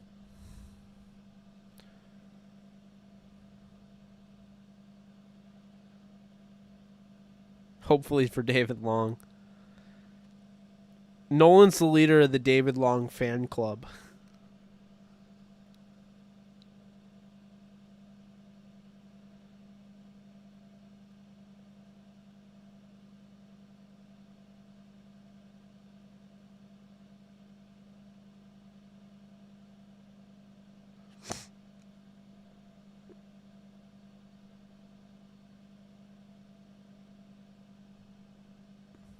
You guys gotta type faster, man.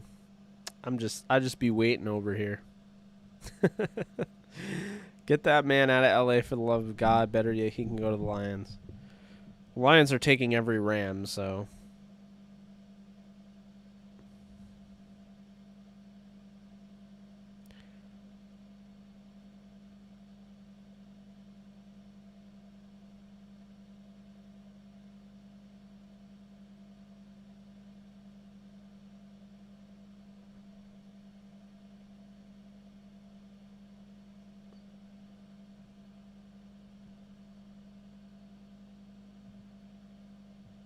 The Rams versus Green Bay week 12. That's going to be an important game, too. That's funny. Hey, I want to point out something. I got a lot of pushback from Micah Kaiser when I said that I didn't agree that he could fill in for Corey Littleton, the level Corey Littleton played at. I also got pushback when I said he wasn't going to be the starter, and I also got pushback for saying he's injury prone. But I didn't get anything in return when I gave Kaiser props and said that he was the best, or one of the best players from the joint practice.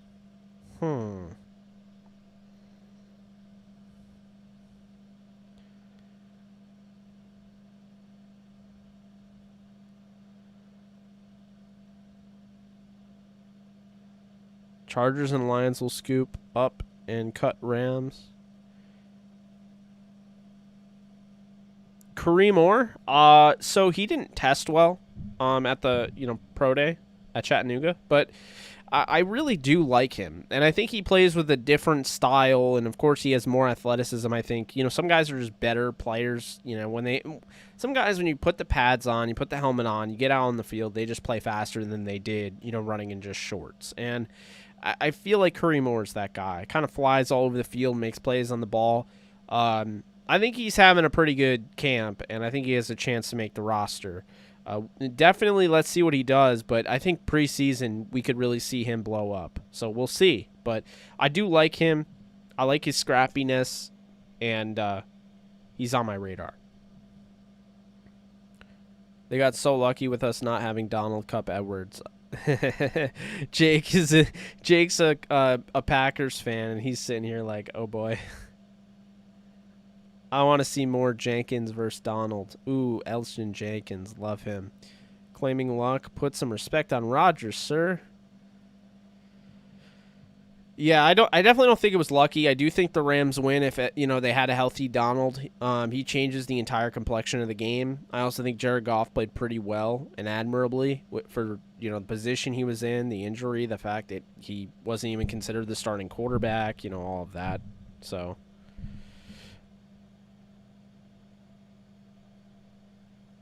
to be fair though, that was a big issue I had, and it's like I love Donald, but like if you can't get sacks, you can't get pressure without Donald, it questions how good of a defense you truly are. And I do think like when people say, they don't know how good the Rams defense is, they don't know if they're number one because when Donald wasn't there, they fell off a cliff. I think there's some merit to that. But yeah, guys, I think that's, man, because I got to go pack, so I think that's going to wrap it up. But love hanging out with you guys. I'm going to miss you. I will be back. Please don't unsubscribe. I'll try to put out as much content as I can, but also be understanding of the fact that I might not have much out until I come back on Monday or Sunday night. But I'm excited to go to Florida. I'll keep you guys posted. If you don't already, subscribe to the channel. Like this. We're at 85 likes. Like it on your way out if you haven't already. That thumbs up. You can follow me at JKBogan. What games do I play on my PS5? I mean, the last bunch of games I've played, Resident Evil, Ratchet & Clank, and Madden. So, but yeah, man, I just cannot wait to see my grandpa. Go get out in New York for a little bit. Get to Florida. It'll be fun. In the Orlando area. Nice spot we're staying, all that. So, yeah, I just, I will, I'll keep you posted. Make sure you always are checking in on the channel community section. I'll be posting updates there. Anytime I drop a new video, I post it there. Be sure to hit the bell icon also if you haven't already. That way, once I drop something, as soon as I drop it, you will get a notice on your phone, wherever. You will get a notice when I drop any new content. But that's going to do it for me. Also, if you guys want more Rams content, you want to hear my voice some more, you can go find Rams content wherever you get your podcast. Downtown Rams podcast, powered by BetUS.com. You can head on over there, wherever you get your podcast, whether it be Apple Podcasts, Google Podcasts, Spotify, all those. Make sure to subscribe to the Downtown Rams podcast. But that is going to do it for me, guys. I appreciate you guys so much, and we'll talk soon. We'll see each other soon. Thank you all. Have a good night.